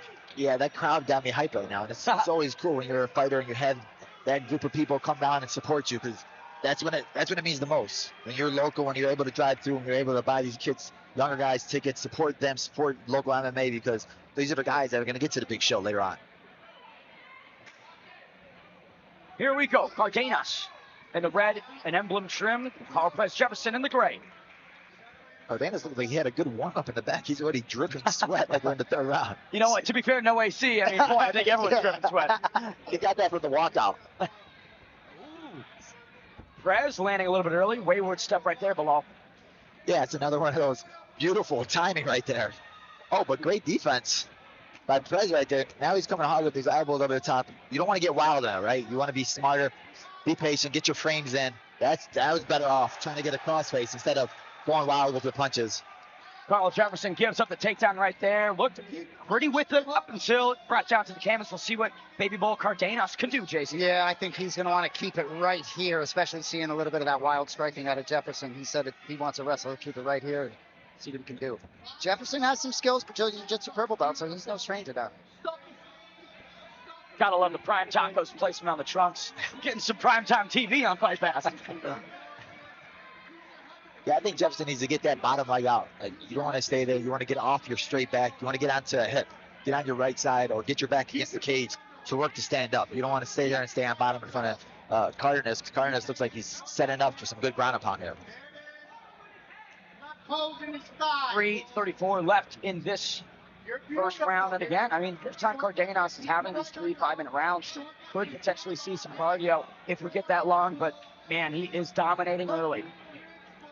Yeah, when you get an early takedown this early in the round, it's the perfect thing for you, because you can get rest a little bit on top, set up your spot, drain your opponent a little bit. And I think he's doing a very good job of that, of getting his shoulder in Jefferson's face, getting his head under his face. Those are all uncomfortable spots. Now he worked his way up almost the mount. Jefferson did a good job of getting his head back in there, but Jefferson can't wait there. You're going to be draining yourself. Your battery's starting to lower now. And Cardenas is going to start posturing up to look for a good ground pound. Double elbows coming down. No real urgency from Jefferson to pop up back to the feet. Jason Anik, your thoughts so far? But Jefferson's been able to control the arms down there a little bit and avoid some of these strikes, but I don't know how long it can last. Midway through round 1, the chants of Baby Bull have begun. Now below, he is on the back, isolating those wrists. It's getting bad. It went from bad to worse. Yeah, he was trying to throw his hooks in, but there was no space right there. But I think he's going to start throwing these knees to the body right here, opening that up to that body to be able to throw his hooks and take the back. But he's not letting Jefferson up at all. I think Jefferson's waiting there to get finished, honestly. I think Cardenas just needs to start letting loose with his hands, letting the ground and pound go, and using his energy from the crowd. Jefferson busted open, laceration on that left eye. Cardenas. Now he's going to mount. Beautiful transition there. And I think that if he starts posturing up right now, putting Jefferson's head against the cage, it'll be over. I mean, okay, so here's some confusion. It's a pro 3 5-minute rounds. They ended it with 2 to go. Gonna point that one out, gang. Either way, What a dominating first frame for Adrian Baby Bull Cardenas. I mean, even if we got those other 2 minutes, Jason, probably would have been more of the same. Yeah, I was just going to say, Jefferson and all of us may be glad that that was 3 minutes. But, you know, there are levels to this, and Cardenas looks to me like he's just on a different level. Bilal, if you are Prez Jefferson coming into the second round, is it time for a Hail Mary shot? I need to go and I need to get my foot off my back foot off the cage right away. I need to go take the middle and throw those hands. We've seen you against the cage throwing those hands. You need to be smarter in those positions. Using your cross face to defend a takedown instead of staying there throwing wild shots that gave Cardenas the opportunity to lock his hands and take you down and keep you there. And even when you get taken down, you got to get off your back. You got to get onto a side, get onto a hip, work your back toward the cage, use your underhooks. These are all little things that younger fighters don't know about, but these are keys to getting up when you're on the bottom. Serious damage on the inside. I mean, those elbows were short, but certainly effective. The pro debut of Adrian Baby Bull Cardenas going swimmingly well. Carl Prez Jefferson with an opportunity here, definitely saved by the circumstance of that kind of ending a little early. But if you're Cardenas, maybe that also gets in your head, right? You're thinking, wow, I mean, those 5 minutes went by weirdly fast. Carl Jefferson back on the feet. For how long? Not sure. Now we've got 3 minutes. Cardenas on the outside. You know, we saw a bit of that wild striking for Prez Jefferson. Big head kick right there. Cardenas not really reacted, Jason. Yeah, and didn't really disguise that very well. That head kick took about 5 seconds to get. Might have been in slow motion. Yeah. Cardenas looks a little bit tired there. He ducked down with his head down, and another one of those spots where he didn't really set up your takedown, but his strength got him the takedown. I think bad takedown defense from Jefferson is the reason how he got that takedown. He should have been able to get his intermission or shuck his head down, but Cardenas now on top again early in the round. So let's see if he gets back to another dominant position and goes for a finish. Serious grappling deficiencies from Prez Jefferson. Just leaving a lot to be desired, unfortunately, here early in round 2. Maybe a little adrenaline, too, for Cardenas bullied with the crowd, because I did notice in between corners, Jefferson, both were sucking wind a little bit. Yeah, I think we need to get Cardenas some electrolytes, bro. He's like sweating out pounds here. He's done cutting weight, guys. Give him some power rate in between corners or something.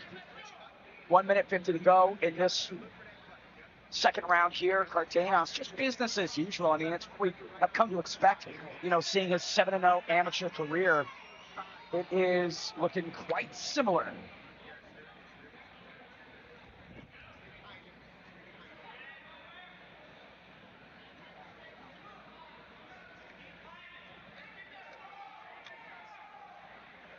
So, Bully, you think Cardenas here is just sort of trying to catch his breath here, or would you like to see him transition and try and get the finish? Yeah, I think the finish is there for the takedown. I think he needs to push that knee down, pass over to Mao, and start letting it loose with his hands. Because I think Jefferson he looks like he's drained. He looks like he's gone. He's just holding on. He's not really doing much to work his way up. There's no knee shield in. There's no underhooks. He's just laying straight on his back. And when a guy's laying on his back, that's like a fish out of water. You want to just go in there and go for the kill. 60 seconds left in this second round, and completely agree, fellas. Carl Prez Jefferson just not making a lot of intelligent moves to escape these positions here. And one posture up, bit of ground and pound. I think we could see a 1-0 next to Adrian Cardenas' professional record. Maybe working on a bit of an isolating submission here, Bowie. Yeah, he looks like he's going for the arm right here, but you got to get out of that guard. You can't stay in that guard right there. And There it is. he went for the tap. Wow. Prez Jefferson submits to the Baby Bull. Adrian Cardenas here at APFC Indiana. Now he's targeted Cain Velasquez. Just felt like the accumulation of the time on the ground, Jefferson just sort of had enough. Yeah, I felt like Jefferson was looking for a way out. Like I said, that submission, you really needed to get out of there. But it was against Kimura. Cardenas is very tough, very strong, and he just bull rushed his way to finish that. Seems like he just decided enough is enough. I'm done with this fight and wanted to end it. Yeah. A lot of weirdness in the pro debut between the timekeeping and some of the other moments. But either way, Mexican representation on point here in Hammond. The Baby Bull. And got to acknowledge, what an exceptional nickname as well. That's an easy one to chant, Jason. No question about it. We take to a couple highlights. That finishing sequence, isolation on that left arm, Jason Anik. Yeah, now painful. you see it though. Yeah, exactly. That was better than I thought. Certainly tighter than I thought. And Carl Jefferson, man, he's 39 years old going against an absolute beast. So respect for him for hanging around. Getting in there with the best is Prez Jefferson, but ultimately comes up short. 8-0 in his combat sports career. It is perfect for Baby Bowl. We send it inside to veteran ring announcer Michael Hansen to make that finish official. Ladies and gentlemen, our referee Josh Stewart called the stop of the contest at 2 minutes 28 seconds of round number 2 for your winner by submission via Americana, Adrian Baby Bowl Cardenas. The crowd is loving that one. Welcome to the ranks of the undefeated professionals, Baby Bowl Cardenas. Now he speaks with Bilal Muhammad. Adrian, dominant performance after that. After a performance like that, how does it feel? Man, it feels great. First off, I want to thank God.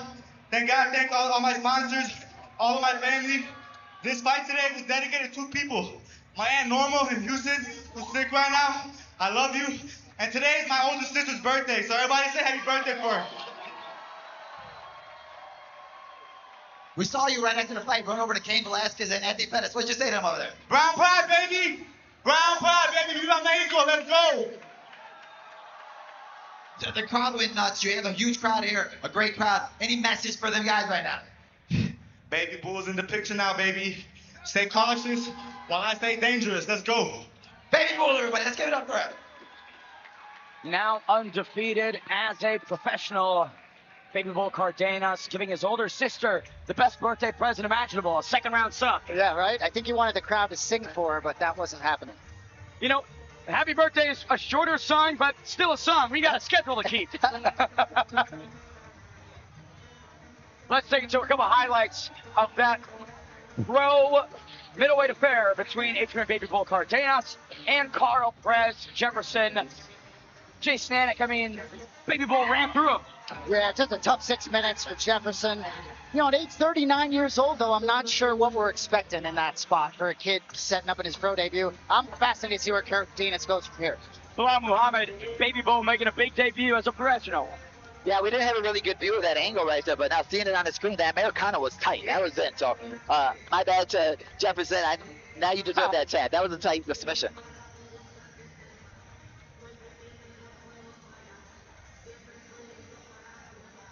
In 15 minutes, we will be back. The action continues on APFC Indiana. See you all in a moment.